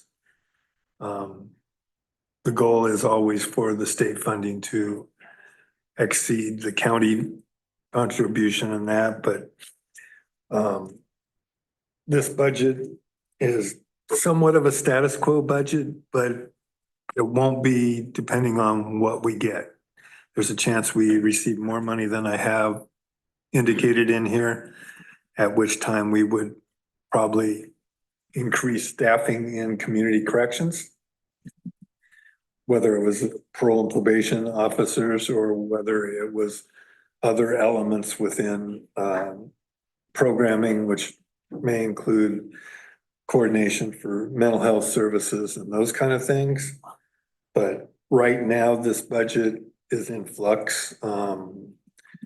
We thought we were going to get X, then projections from the state came in lower. Community corrections funding is based on formulas at the state. The one thing we do know is whatever the size of the pie, our slice got a little bigger this year or this biennium. I believe we were at 148. And now we're gonna be at 156. 5.7. 5.7. So we're gonna get a small increase, but we don't know the size of the pie yet and what we're going to get. And like I said, if we get more than I think, we're gonna increase staffing. If we get less than I think, we probably won't decrease staffing. It will just be, something that we'll have to figure out and work with. I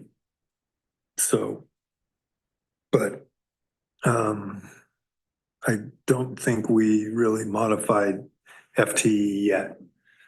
The goal is to increase FTE by a couple positions. And hopefully, I didn't shoot for the moon with the revenues, but the state can always mess that up too. So community service diversion is the other program they provide.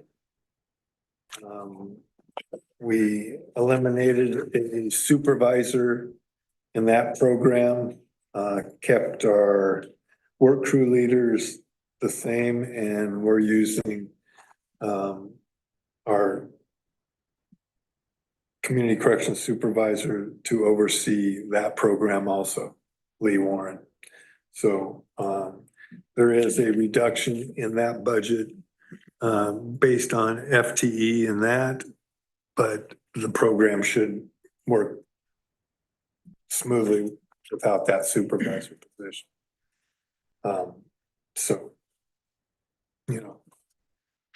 They provide right now services for dump stoppers, whether that occurs or not, don't know.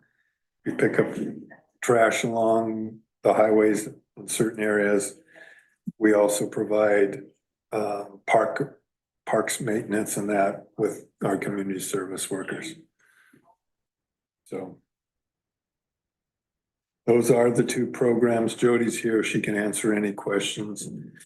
We have new statewide program, deflection, which was the answer to the 110 legislation that on drugs and that, how successful that will be in the future or not. Can't tell you that it's going to help a lot, but it may. But there is funding available for that. And those kind of things. We had a pretty lengthy discussion on Monday about all of those activities, at least with the board. If the budget committee wants to learn more about the details of those things, nobody's here. But it's her life that she has to live in within the state parameters and that. So we do provide behavioral health services and that in our jail with some of the money she receives and those kind of things. So some of the funding sources are very valuable to us. And then others we're trying to work through, like deflection. Mr. Hanson, I did have a quick question on the community corrections budget, line item 8510, professional services. Like there was a very substantial reduction there from 200,000 in the last fiscal year to 25,000. It might help if I don't look at the version or community service. Yeah, we reduced that, what were we providing out of there? So justice reinvestment, behavioral services. Yeah, so we reduced that. We will include that in this operating budget, not ship money elsewhere. Got it. Okay, so that's gonna be a shift to the behavioral health budget. Am I understanding that correctly? We got that, you know, theoretically, we were contracting with them, but we didn't always reimburse them. Got it. Okay. I think I'm understanding. Okay, I got it. Okay, that's the only question I had. Other questions? There are motions to tentatively approve corrections and communities service. So moved. Second. Further discussion? Those in favor, please say aye. Aye. Any opposed? The budgets for corrections and community service are tentatively approved. The next one before you, I believe, is juvenile. You will have to approve both resources and appropriations for the juvenile program. Jody oversees this program also, but it does have its own individual tab in that. The one thing that this program, you will note, I noted it in the budget messages, the transfer to this program increased from $800,000 to $900,000. The state is not really supporting any increases in funding for these programs. We have juvenile staff that oversee all the juvenile probation type stuff and that. We also have in the secondary budget, which is juvenile sanctions, we contract with Yamhill County for detention services. Less than 5-7 years ago, the cost of housing a youth was about $165 a day. I believe that Yamhill County is going to be charging us you know how much? It's just under 300,000. I believe it's 298. So yeah, the cost per day is escalated substantially because the costs associated with youth are so much greater than they are for adults. Both in staffing requirements in a detention center, you have to have a 1-to-8 ratio in a adult facility, depending on how you designed it. You could have 1-to-40. You also have to provide education services. You have to provide so many more things inside a juvenile detention facility that you don't have to at the adult level. So the costs associated with it are well over $200 a bed now. So those costs aren't getting any cheaper. And then you still have medical treatment and all the other things that a jail has.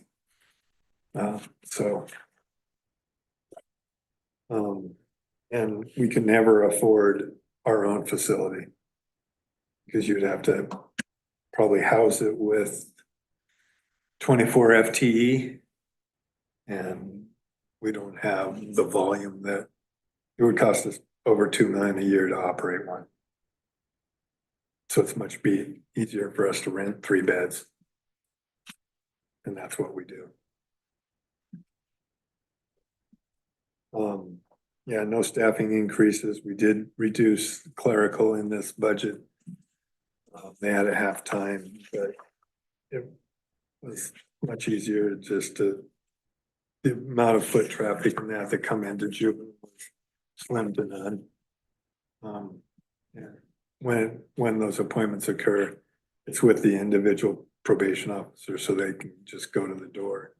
You don't want to just have people walking in and say, hey, I'm here.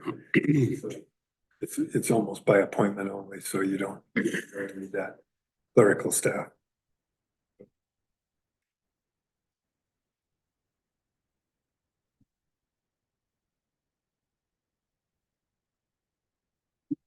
Is there a motion to tentatively approve both revenues and expenses for juvenile probation? So moved. Further discussion? Those in favor of tentatively approving revenues and expenses for juvenile probation, please say aye. Aye. Any opposed? Revenues and expenses are approved.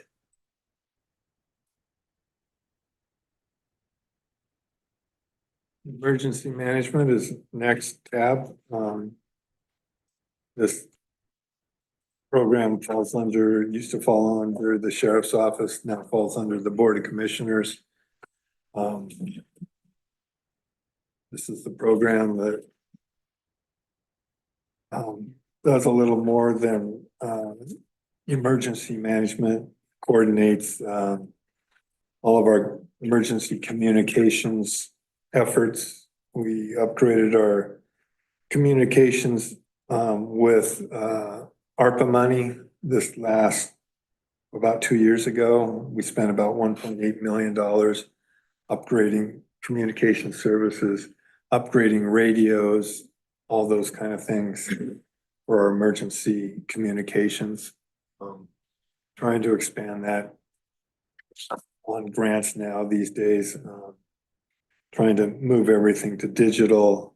Law enforcement is digital, fire is not.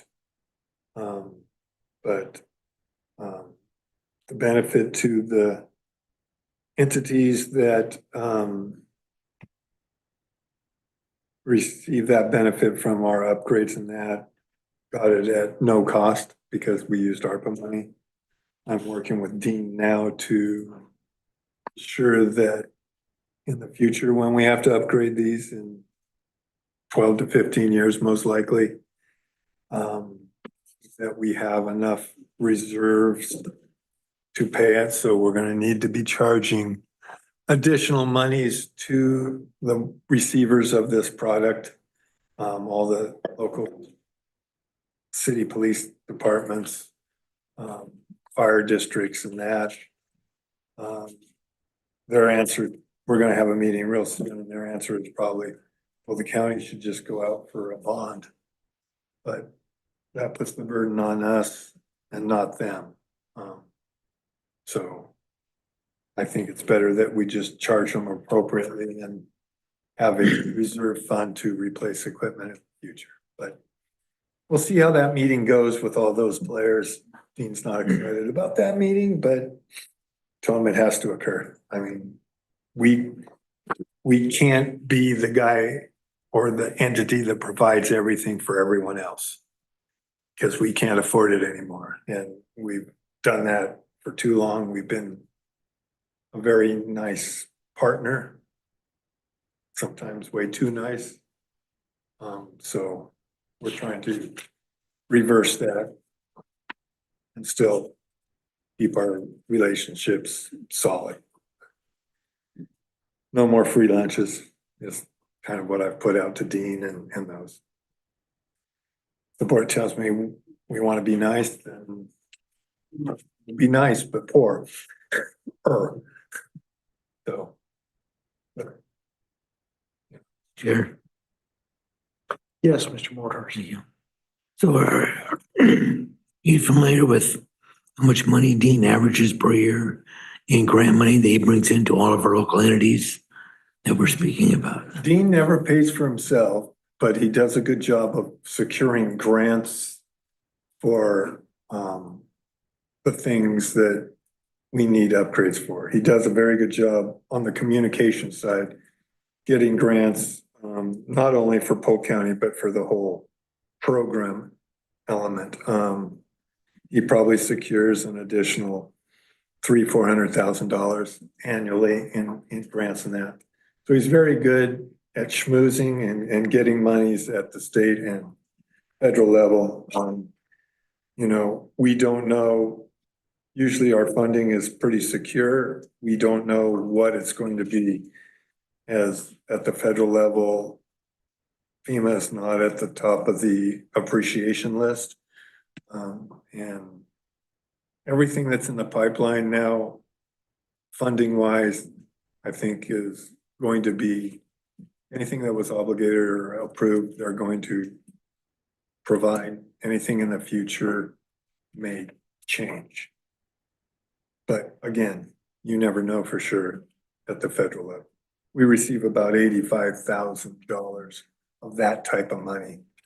We know we're getting it this year. We don't know for sure if we're getting it next year. So those are the things right now with the federal government. There's a lot of things up in the air, uncertain, those kind of things. So I believe they will probably fund because at the local level isn't the issue. I think it's more at the federal level that they're going to revamp and hopefully make a little more efficient. Sometimes we wait for reimbursements from them for 4 years on emergency declared disasters and those kind of things. You know, I think we've finally gotten the last of our money on the most recent windstorm, ice storm that we had. And that was what, 4 years ago, 5 years ago? So, A little over 4 years ago.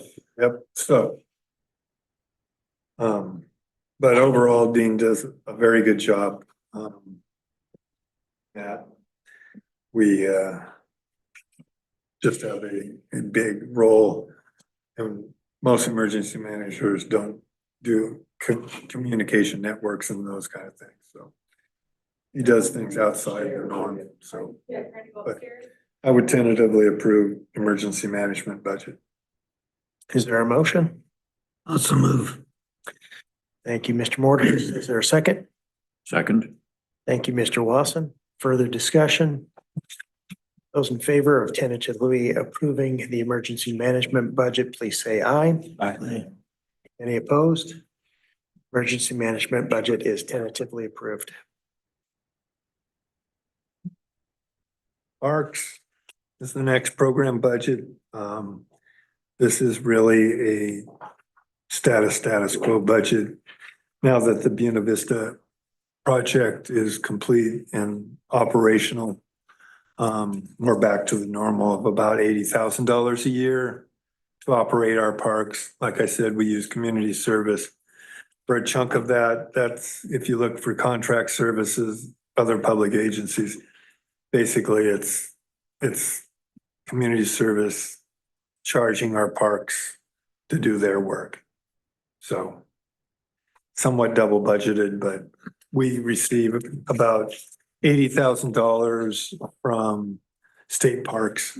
And that's about the base that you can receive if we provided overnight camping and RV slots. We would receive more revenue, but you also would have more costs associated, plus you would have the development of those sites, cost that wouldn't be reimbursed. So probably not the best thing. We have RV parks throughout the county, so we've never entered into that. We've thought about it at Nesmith Park, but didn't want to compete with the fairgrounds RV parks, so we've never done it. So I would recommend tentative approval of the parks budget.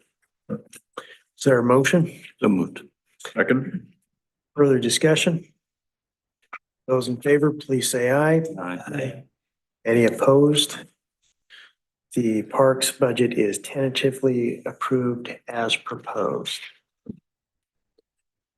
Next is non-departmental. You have two parts of that. You basically have the Title III monies.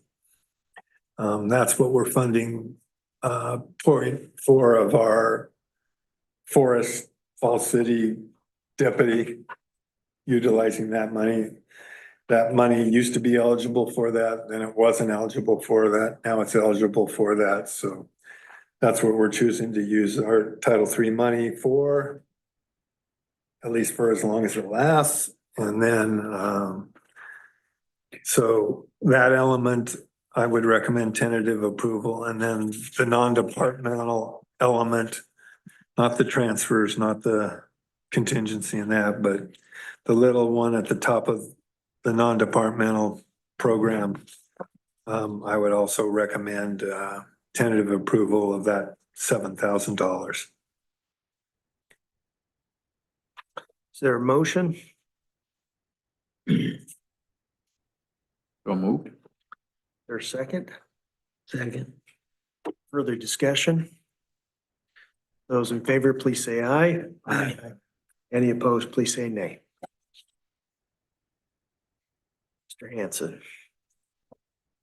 Yes, you have community development, you have 2 programs within the general fund and 3 programs that are individual funds, building inspection fund, economic development fund. It's under this tab. Austin and I kind of oversee that, and then household hazardous waste fund. In the planning fund or planning department,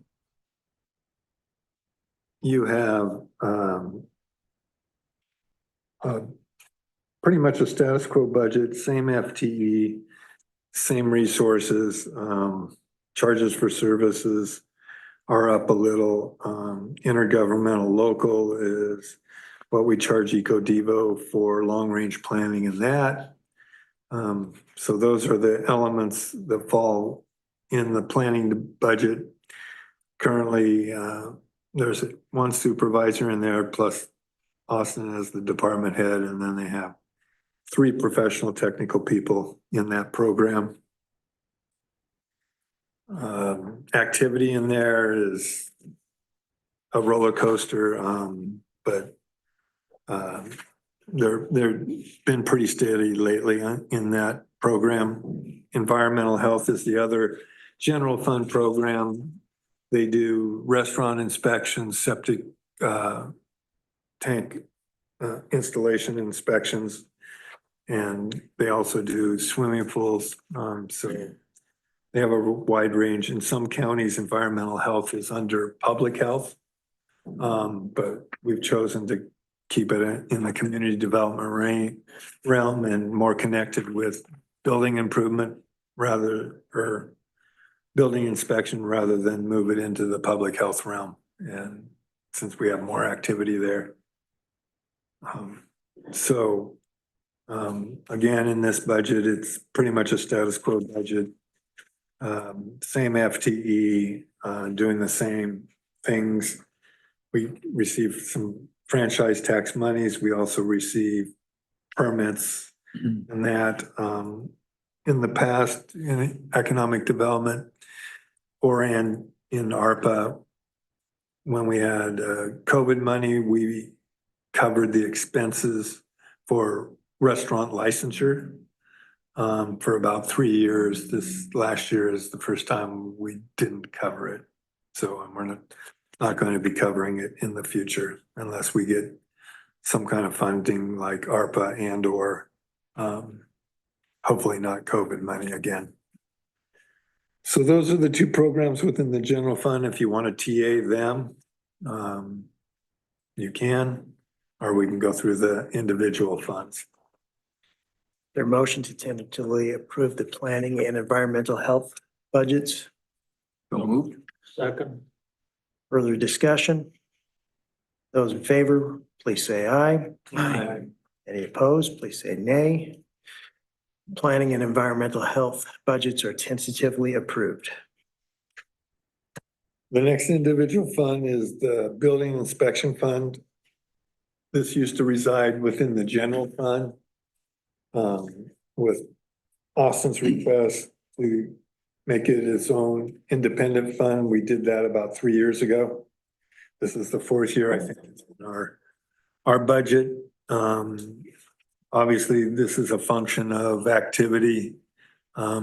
This budget has been dwindling its reserves down. You can see that its contingency is lesser than it was the year before, as lesser activity has occurred in building inspection itself, because of new construction being less than it was, because primarily interest rates and development and that. But we are in a combination of having to sometimes contract with the state to do some of our inspections due to staffing and those issues. I think we are fully staffed now again in this program. But it's one of those ones that kind of floats depending on interest rates, kind of like recording. So hopefully there will be more activity. They've begun to see some more activity. So Austin's projecting a little more in revenue in that. They did see a lot in 23-24 revenue wise. He's also looking at slight increases in those fees and that for inspections and that, so. But they're have been reducing their beginning fund balance by about 50,000. It'll be 50,000 this year and 50,000 this coming year, so.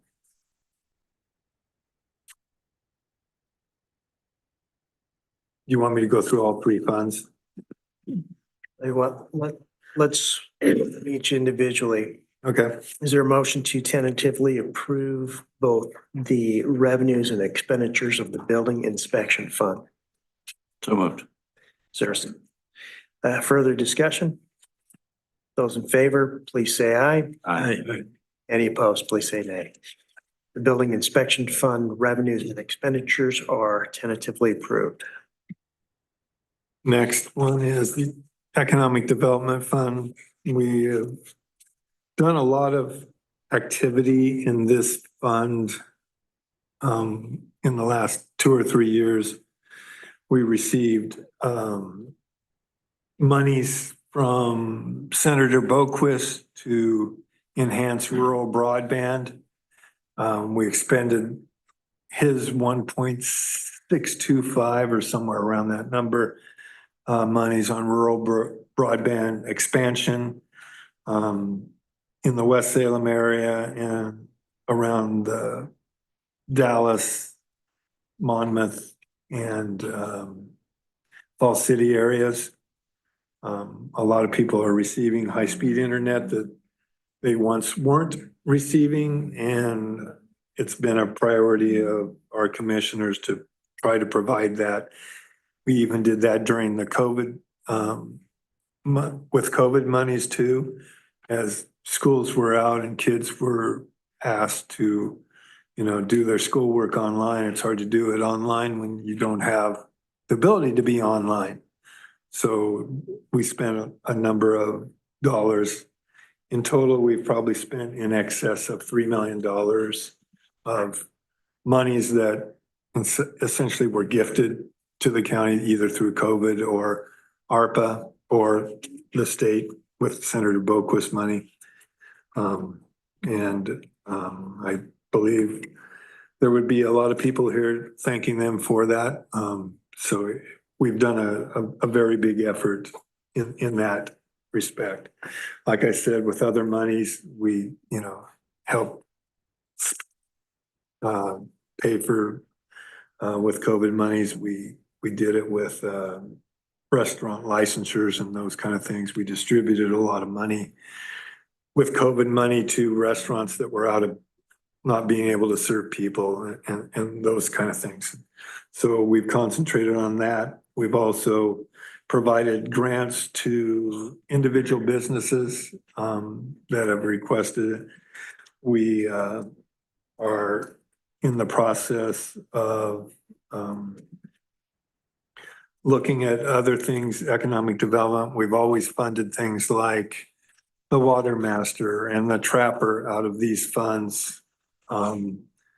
We try to get reports from them at least annually, if not semi-annually, from those agencies that we provide those funds for. We also provide funds to SEDCOR and those, and tourism and those to try to expand opportunities in Polk County or make awareness of wineries and those kind of things in Polk County. So I think we have done a pretty good job of spending our economic development monies that we receive and targeting certain businesses or products or services that benefit our families in, at least in the rural areas of Polk County. So this one has a $700,000 placeholder. You always see it's zero in the history. It's because community development block grants are rare at the county level because most community block grants occur inside cities. Sometimes a city can only have one going at a time. And if they have two projects, they have requested the county to participate in that. That hasn't happened for a long time, but I just budget it there. It never occurs. So this budget is always probably $700,000 inflated every year. So, but historically, you can see that we've spent some monies in special projects and that, and we continue to look at those things. So I would recommend tentative approval for economic development. Is there a motion? So moved. Second. Thank you, Mr. Morhurst. Further discussion? Those in favor of tentatively approving the economic development funds revenues and expenses, please say aye. Aye. Any opposed? It is tentatively approved. And then the last is household hazardous waste. This is the money we receive off of from garbage haulers. We have a franchise of 25 cents for household hazardous waste that's attached to your garbage bill. We are building back a balance. We used to contract with Marion County. That got a little expensive, so we chose not to do that. I think we still hold one event a year. Goals to get back to holding two. The thing that we've been working on, which isn't really household hazardous waste, but it involves waste, and you've read about it in the paper, and it's a transfer station within Polk County that potentially will be located in the Rick Rial area. We just recently approved a franchise agreement with a private entity to provide that service. That entity still has a number of things to go through, as does the county. We have to develop the franchise agreement still. We have to then, that entity will have to go through land use planning, and then the board will have to hear that and hold a public hearing and figure those things out. The county still has to enter into IGAs with all the individual cities because they have franchise agreements with all the garbage haulers.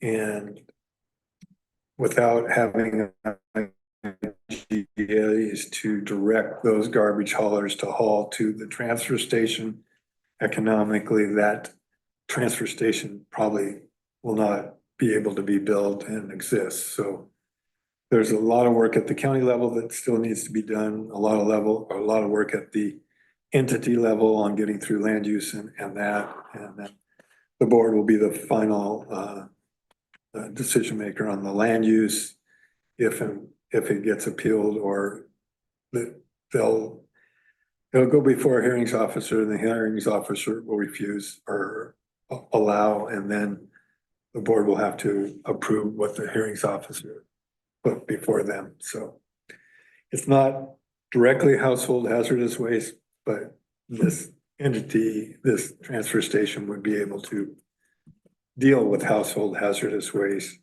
In the future, they would be able to deal with other things that are like RV dismantling and that for abandoned RVs along roadsides. At least county roadsides, whether it's inside the city or the state highways, that's another decision, but they may offer that service to them. But we will put those things in our franchise agreement and those kind of things. So indirectly, that's what's going on in the waste world for this particular issue, household hazardous waste. It's not part of this. So, but we'll assist in it in the future if it actually does get built. So I would recommend tentative approval of the household hazardous waste fund. So moved. Second. Thank you. Further discussion? Those in favor, please say aye. Aye. Any opposed, please say nay. Did our lunches arrive? We just read right So you have a choice. We can break for lunch and come back early, or I can wipe out most of your miscellaneous funds and get ahead of the game so Norbert can get to his baseball game in a timely fashion. That sounds good to me. Is everybody okay with doing the miscellaneous funds before lunch? Yeah. Great, let's do that. Okay, the first fund in miscellaneous funds is domestic mediation. This is a weird fund. It's usually always on the brink of not having adequate funds, except this last year, the state decided to provide $130,000 in revenue when it was normally $50,000. And we're being told that that's going to continue in the future. So this budget significantly increased. We had to do a supplemental budget this year to receive that revenue and appropriation. And you'll see a much larger beginning fund balance and you'll see a much larger budget. This service was created back in 2003, I think. And it provides the courts with mediation services. Fortunately, if you're experiencing divorce with children, you have to go through a mediation class in Polk County on how to get properly divorced with children and not make them a tool in the divorce proceedings, but hopefully keep them out of it and figure out the best way to address that with your divorce and that. So this is essentially run by the courts, but funded by the county because we receive the county. We got into a pretty good discussion, Morgan and I, with Department of Justice of, in Polk County, the courts run this. Why don't you just give the money to the courts so they can pay the bills and do all this? They couldn't. They wouldn't do that. So we get the money, courts send down bills, we pay them, it goes out. So we tried, but they couldn't deal with it. Just a quick comment. 2 years ago, the Polk County program really was on the verge of collapse. There were hardly any mediators who would participate. Right, because they weren't paying enough and those things. And I think that's why they got their bump in monies. And now Polk County mediation pays substantially more than Marion County mediation. So there are several mediators that will only practice In Polk County. Yeah. And how they got that extra funding, that's on the state side. No. They got to somebody and they got the extra funding.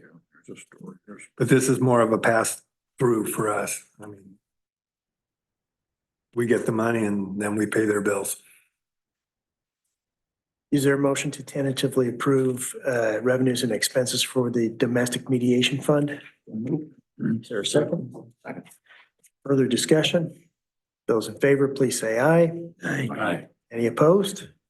Domestic mediation budget is tentatively approved. Next one is Court Security Fund. This fund was created at the same time, I think domestic mediation was created in 2002, 2003.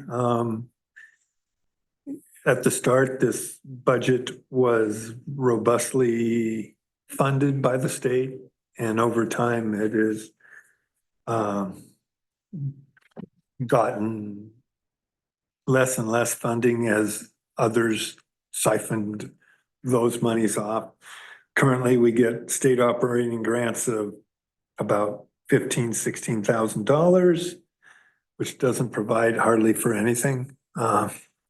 So we have this modest fund living off reserves from way back when, and we address court needs and that with this money.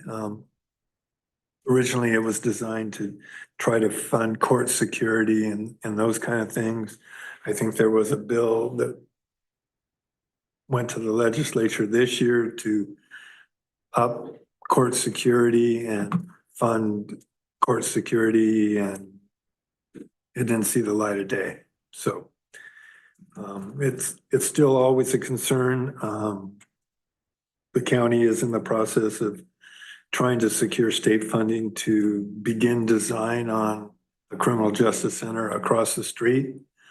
Whether that gets funded or not, we don't know. It's Polk County's portion has made it further than it has so far, but whether it is completely funded or not, we don't know.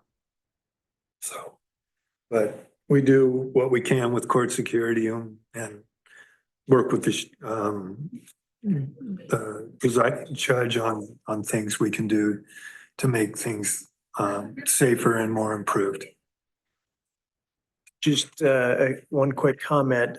Polk County Circuit Court is the only court that I practice in where I don't have to go through a metal detector prior to going to court. It's unique in that respect. Some would say it's archaic, others would say a lot of things about it, but yeah. The ability to staff and operate those. Obviously, we had a lot of entrances to this facility, this complex. Obviously, we have reduced that to primarily just one entrance. You can go to the sheriff to get fingerprinted and dog license, so concealed guns, but you can't go upstairs. So you have the main entrance right out here, but to staff people to do metal detection and that has never been in our fiscal ability. So yeah, that would be ideal for the judges. That would be ideal for other, but we have metal detectors. They just. Oh, you walk right around. You just walk. Except at the jail. We have one at the jail. But also at the jail, they just require me to show my bar card and my driver's license, then anyway, walk right through. It's light security over there. Light. Versus no security over here. So. Is there a motion to tentatively approve the court security budget? Also move. Thank you, Mr. Morkhurst. Is there a second? Second. Thank you, Mr. Lawson. Further discussion? Yes. So Mr. Hanson, can you refresh my memory of what last year's adopted special projects were and what the estimate is for special projects in this fund for the next budget? Well, if you want the truth, that's the balancing number because we don't have anything in there. Like I said, Make sure I didn't miss some. We have lived off the early beginning fund balances from the past monies. And we're slowly eroding this fund as the lack of funding occurs. That's a theme. What? That's a theme. Yes. At least in this budget, however, but we meet annually or semi-annually with the presiding judge and try to figure out better ways to do business. And, they are appreciative of the one entrance. Ideally, it's not ideal, but it's better than it was. So. But it's just a balancing number. Any more discussion? Those in favor of tentatively approving the court security budget, please say aye. Aye. And any opposed? Court security budget is tentatively approved. Law Library Fund is the next fund. Law Library Fund is a required element that the county provide a law library for the general public. Some counties have robust law libraries. We do not. We have an area that you can go into by appointment or reserving the key. We have most of our stuff online that you can go access. The literature and that. We got a slight increase in funding from the state operating grants. Historically, we were getting about 58,000. Now it's up to 68,000. And I believe that's now closer to 70,000. And I believe that's permanent. So this fund always requires a general fund transfer, it's reduced from 25,000 to 20,000 because of the increase in revenue from state operating grants. And we tend to only transfer what is necessary to prevent the budget from being in the red and trying to keep the beginning fund balance around $10,000. Mr. Hanson, is the law library used very much? No, I wonder, I mean, it looks like based on the dues and membership that we're paying for, you know, a Westlaw or LexisNexis, you know, something, all that, yeah, it's Westlaw. something fancy and expensive. I'm wondering if maybe we could do something. We also are required to provide that over in our jail. So this funds both. Ah, And if we don't have that high level of service, then we get kites from all of our inmates to request things. So it's much easier not to. got it. But yes, the general public does not use our law library hardly at all. Okay. But our inmates unfortunately do. Thank you, Mr. They have time. That makes sense, yeah. All right. Is there a motion regarding the law library budget? Move to approve. Thank you, Mr. Wasson. Is there a second? Second. Thank you, Mr. Pope. Further discussion? Those in favor, please say aye. Aye. Any opposed? Law library budget is tentatively approved. Next fund is the county school fund. This is essentially a pass-through fund. We had to do a supplemental budget on this budget this current year because we didn't have enough money budgeted for the amount of franchise monies we were receiving. As a result, this year we increased it. You see the 225, but it was 185 before we did the supplemental budget. So we increased it 40,000 this current year. So we're keeping it at that $225,000 range. That gives us the freedom if a little more comes in, not having to do a supplemental because we can increase it by up to 10% without having a supplemental budget, which we got dinged in our 23-24 budget for. So 225, I would recommend resources and appropriations in the same amount. So moved. Is there a second? Further discussion? Those in favor of tentatively approving resources and expenditures of county school fund, please say aye. Aye. Any opposed? County school fund budget is tentatively approved. America Rescue Plan Fund, as I mentioned in my budget message in that, this is just a $200,000 in case we have obligated projects that extend beyond June 30th of 2025. Hopefully we don't have to use, hopefully the money's all gone by then and we really don't have to use it. When we adopt, we could make this fund end up being zero, but we'll have a better idea at the end of June whether we're gonna need to have additional payments that go on. I know Caitlin would love ARPA reporting to be done with as soon as possible. Because they still continue to change the rules every other month. It used to be like weekly, but I would recommend tentative approval of 200,000. Is there a motion? Do I have a second? Second. Thank you. Further discussion? Those in favor of tentatively approving the American Rescue Plan budget, please say aye. Aye. Any opposed? The American Rescue Plan budget is tentatively approved. The next one is the Coordinated Housing Fund. Kind of see a cover page developed by FCO. This has a combination of monies from behavioral health and a pilot program that Polk County received 2 years ago, 3 years ago, somewhere in there. We received essentially $1 million in that pilot program, and then we received an additional $2 million from behavioral health. We put it into this fund to address coordinated housing efforts. We do have staffing that are going to be assigned in this program. We started assigning people back in 22, 23.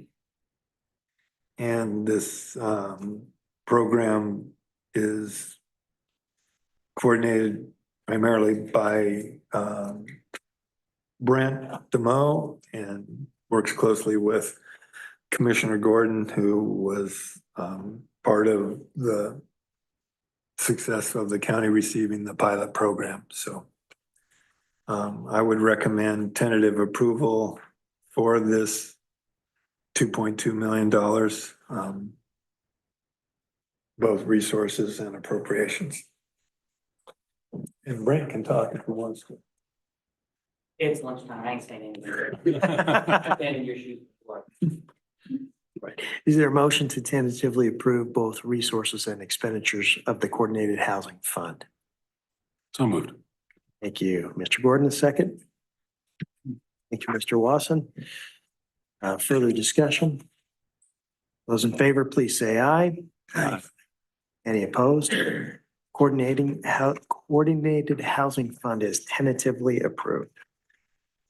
PERS Reserve Fund, we started this program back in 24, 25.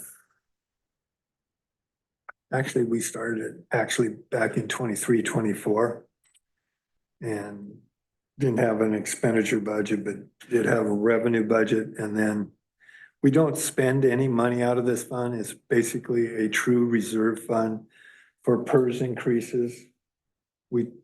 This is the first year we implemented it, in that we didn't transfer money out of here, but we reduced the charges to all the departments to fund this reserve fund. We funded it at 3%. If you remember, the PERS increase was around 2%. So we basically charged departments 1% this year. So if you went through and looked at each individual budget, the PERS reserve charge is less than they had the year before. I won't guarantee that 27, 29 will be 2%. Stock market may not have helped, and you could see an increase of 4 or 5%. Hopefully this will have the ability to fund that, or at least ease the pain of that big a jump. So we're still building reserves for that, which is a good thing. And hopefully be in better shape to absorb PERS increases in the future. So next year we'll only charge 1% again, depending on the following year. We will never have an increase more than 3%. But if it's 4.5, we'll dip from here and transfer monies to the appropriate funds. We were just lucky enough not to have to do that this year. Is there a motion to tentatively approve the first reserve fund? Move to approve. Thank you. Do I have a second? Thank you, Mr. Mordhurst. Further discussion? Those in favor of tentatively approving the PERS reserve fund, please indicate by saying aye. Aye. Any opposed? PERS reserve fund is tentatively approved. The last fund is the insurance reserve fund. Our insurance reserve fund has been operating in the red due to some expensive claims that we received beyond our insurance deductible on that. We currently purchase our insurance from CIS, our workers' comp insurance from SAFE. And we have a deductible that the first $500,000 is on us. We buy a base coverage and then we pay it. And once we exceed that, then it's fully covered. We had a couple of bad claims historically, and we're recovering from that. That's why you see a transfer from the general fund of $200,000. The last 2 years is trying to get that fund back in the black. We've, knock on wood, had good results so far this year, which won't draw down insurance. So we should knock down the amount we're in the red significantly this year, assuming that nothing comes in the next 2 months. And most lawsuits don't happen the day they occur. They happen 2 years, 3 years after the fact. You have to get your tort notice in a certain amount of time, but then it goes through the process. So, but I would recommend tentative approval, resources, and appropriations. Is there a motion regarding the insurance fund? So moved. Second. Further discussion? Those in favor of tentatively approving the insurance fund, both resources and expenditures, please say aye. Aye. Any opposed? The insurance fund is tentatively approved. With that, let's break for lunch and reconvene at 1 o'clock.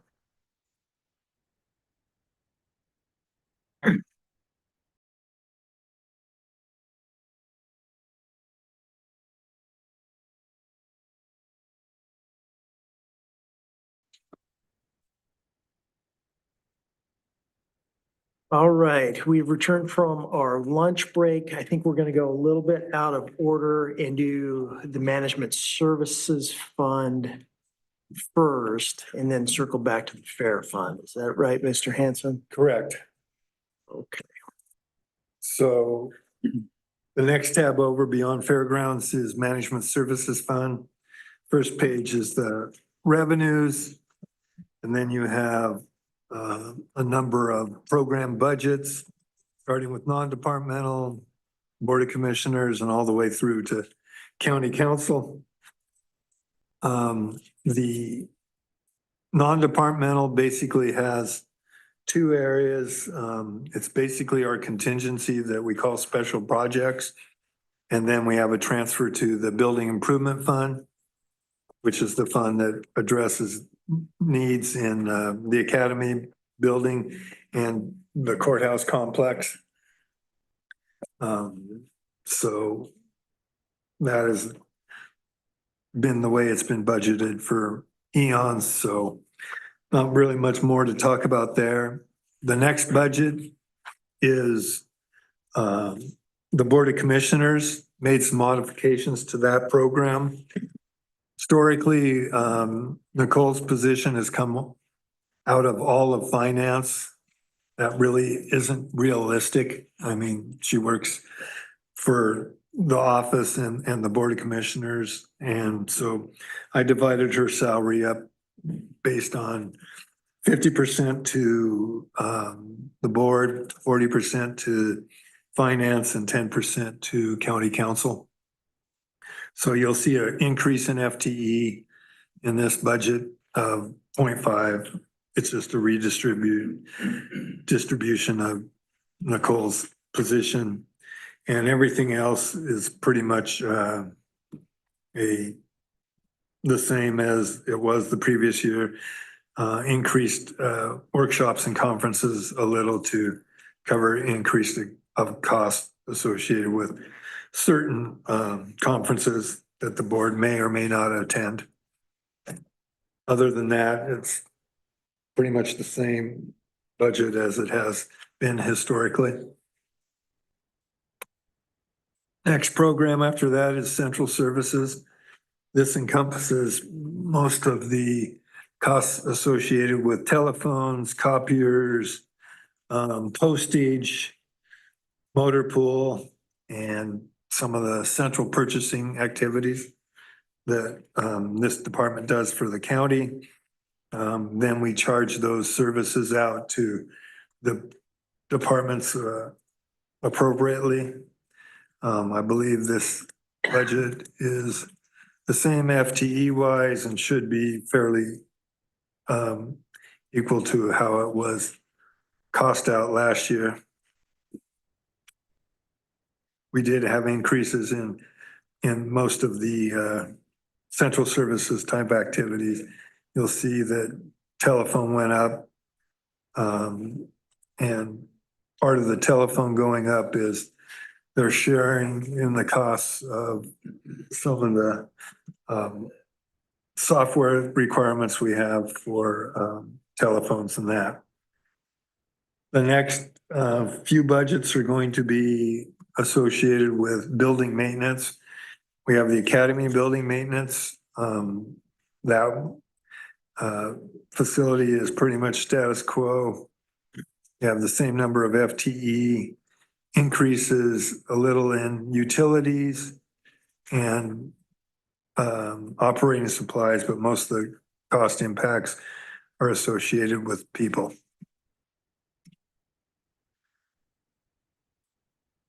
Next one after that is the county jail building maintenance. Again, not much difference in what costs are associated with that. FTE are pretty much the same. And then utilities, I think we kept it the same. So again, pretty much a status quo budget. Whatever this costs are, we charge rent to the jail for that. We aren't really recovering depreciation costs for the jail. It's something we could incorporate, but then you're going to increase the burden on the general fund. Next building is the Buchanan building. This is the building that houses community corrections, juvenile, and IT. Not much change there. You have revenues that are charged out to the departments, both juvenile, community corrections. So nothing much different there. FTE are the same. You have management services, resource center, that is the new FCO building over in the S-curves in Monmouth Independence. I believe that budget is, again, pretty much status quo. Reduce some utilities, increase in personnel costs, but everything else is pretty much status quo. The next building. When is the lease purchase finished on that? On the Buchanan building, I think we are in year 10 of that lease. So we can purchase it at any time. Right now, I think we have like a year window, and then after that, we have the right of first refusal. Oh. Management services for the new Academy Annex building is a new budget. We just estimated costs. These are basically the same costs we had when we originally opened the FCO building, and we'll adjust appropriately. My guess is utilities might be a little high in this budget, but we'll adjust them after we have pretty much a year of operations, so we can really see what it is. FTE wise, the same amount of FTE that we use at the FCO building and the Buchanan building. And then the final building maintenance budget is the courthouse building maintenance. You have an increase in FTE there. And then to cover some of our outbuildings, and we're having sometimes attendance problems, we may begin to look at contracting that service out for custodial on that. Because it's getting harder and harder to maintain staff that always show up to work. The polite way of saying it, or they get injured. Yeah, there's a lot of, protected leave stuff that comes up in a small team and causes us to scramble to make sure we're still able to clean our building. So. But again, a little different than what it was with the additional FTE, and I think utilities stayed about the same. No, up a little. Part of the up in the Dallas area is they're adding tons of things to their water sewer bill to help fund all the other things that they're trying to fund at the city. So I think my bill personally has gone up $20 a month just from extra taxes and that. So bigger buildings like we have, they get nailed a lot worse. So the budget that's probably had the biggest adjustment has been the IS, or Information Services budget. I reduced it from what was originally desired. We reduced small tools and minor equipment by 25,000, capital outlay, computers and attachments by 25,000. You can see software and maintenance is up from 275 to 400,000. A lot of that has to do with cybersecurity. A lot of it has to do with increases in software subscription rates and everything. Every so often we have to migrate to like Microsoft Office 11. I think most people have been updated in the county, with the exception of me. Greg is, they put Microsoft 11 on this thing. It's me off, but that's okay. But yeah, and like Jeremy asked me, do I see that changing? I don't. I mean, and obviously software companies know you need me to run your business.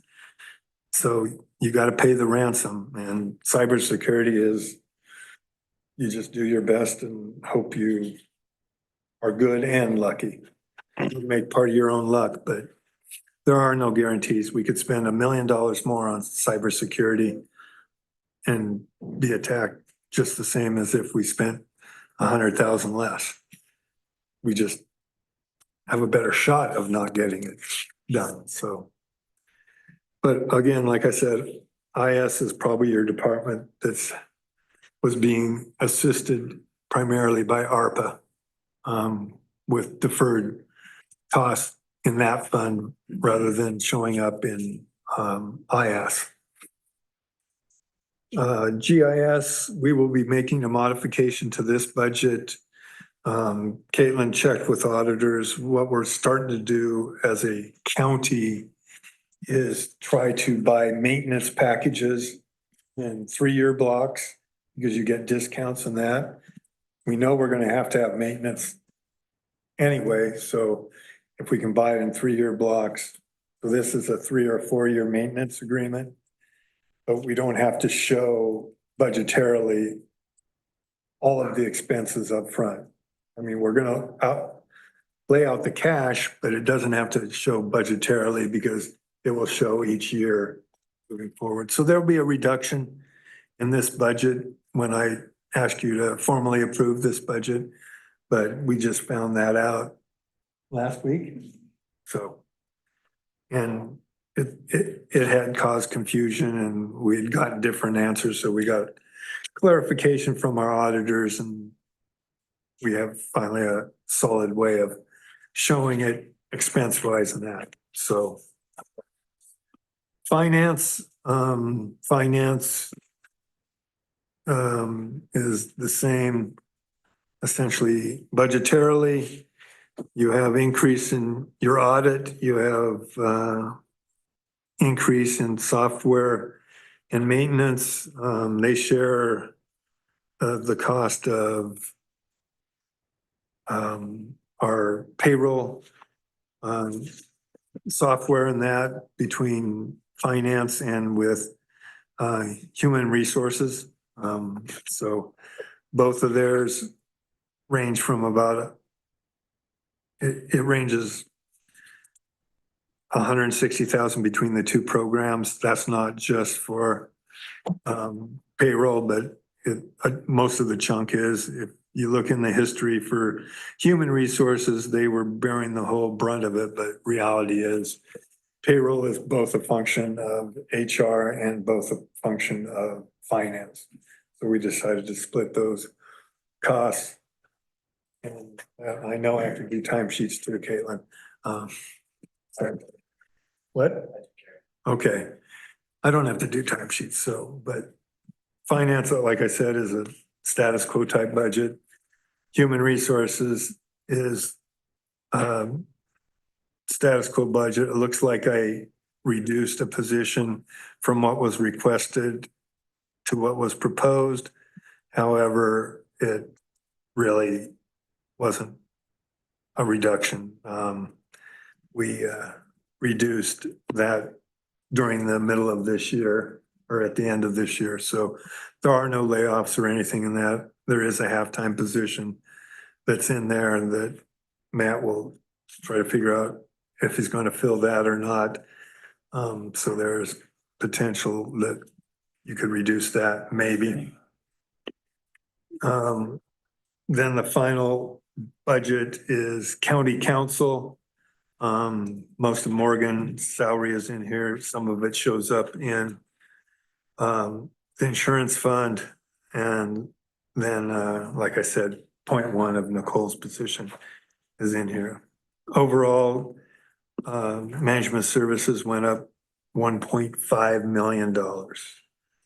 Part of that is the new building, but only a small part. Most of it is IS and other costs associated that were being deferred somewhat into ARPA. You have, I think, 2 new positions in this budget, one in IS and one in courthouse maintenance. So I don't see big jumps in internal services next year, but they felt the brunt of it this year. Thank you, Mr. Hanson. Is there a motion regarding the management services funds? Move approval. Thank you, Mr. Gordon. Is there a second? Second. Further discussion? Those in favor of tentatively approving the management services funds, please say aye. Any opposed, please say nay. Management services funds are tentatively approved. I believe that leaves us just with the fair fund for the remainder of today. So as I explained earlier today, the fair fund has 2 programs within it. It has the annual fair and then it has the year-end operations. This budget has the approval of the levy incorporated into this budget. Whether that passes or not, we will know by the time we formally adopt this budget, whether it did succeed or didn't succeed. The new levy at 15 cents per thousand is going to bring in approximately $1.25 million into the fair fund. About 300,000, 250,000 of that will be used for operations, and the remainder will be used for projects that the fairgrounds facility is in dire need of. We've done an electrical study out there, and electrical improvements for that facility, total cost is estimated at $1 million just for electrical. Then you have items like the exterior of the main building, the HVAC for the main building, the roof we're going to take a better look at for the main building. You have paving needs, both interior and exterior, that are needed out there. You probably have at least $1 million, or probably about $1 million worth of paving. They're going to have to do some grinding and reshape some things out there because some of the flow of water on heavy rain days flows into the main building rather than away from the main building, which is not always a good thing to have happen. Also part of the projects that we hope to do with the operating levy is to create a new amphitheater type area in the northwest corner of the fairgrounds property, currently where they have some of the rides for little kids at the fair and that. And then there are I have a project list. I don't know if I included it, but I might have. I don't think I did though, but it's sitting in my office. I can show you what we plan to do with the levy and that over a 4 or 5 year period. The other thing I told you about was the levy. If the levy doesn't pass, what the budget would look like. So here's a without the levy budget, which I'm not asking you to tentatively approve now, but it's the other reality if it doesn't pass.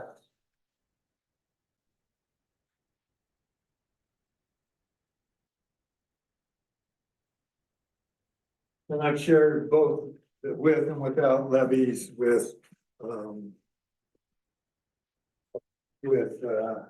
Tina at the fairgrounds and the fair board chair. So obviously the difference in this budget is not the additional 1.25 million. And what this would also do is require us to transfer monies to the fair. If the levy passes, there will not be a general fund transfer. If it fails, the amount of money that the county would be transferring to the fair is much lower than it has been in the past at 125,000. Right now, we're averaging about 250 to 300,000 of general fund transfer to maintain the fair.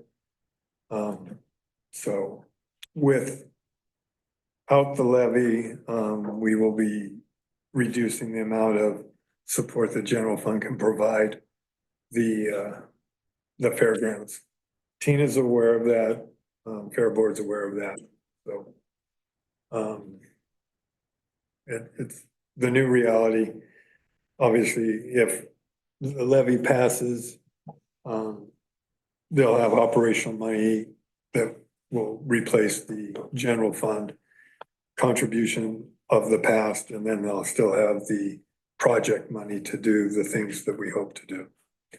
So it would benefit greatly the county with the passage of that levy, but we also have a secondary plan in case it doesn't pass. So wanted you to have both those sheets. The one I'm asking you, at least right now, to tentatively approve is the one with the levy, just because it's much easier to reduce and decrease the budget than it is to increase it without bringing the budget committee back to increase it. As it was once noted, deletions are always harder, but additions you can't do as well, so. Yeah, this is a crucial moment for the fair. Hopefully, if the levy does pass, it will be able to enhance it. It's a valuable resource. It's, not just a fairgrounds, it's more like a community event center. And that's what their official name is now. It's Fairgrounds and Event Center. So, it's used almost every weekend out of the year for different events, whether it's, gun shows, holiday projects, whatever. It is a valuable resource, but it's a resource that costs you money to maintain. We've tried at the general fund level and we've done a lot in the last few years to help it. But the ability to sustain that just isn't there anymore. So that's why we are moving forward with the levy and, hopefully that will pass. Thank you, Mr. Hanson. Are there any motions regarding the fair funds? A second. Thank you. Further discussion? Those in favor of tentatively approving the fair funds, please say aye. Aye. Any opposed? Thank you. Fair funds are tentatively approved.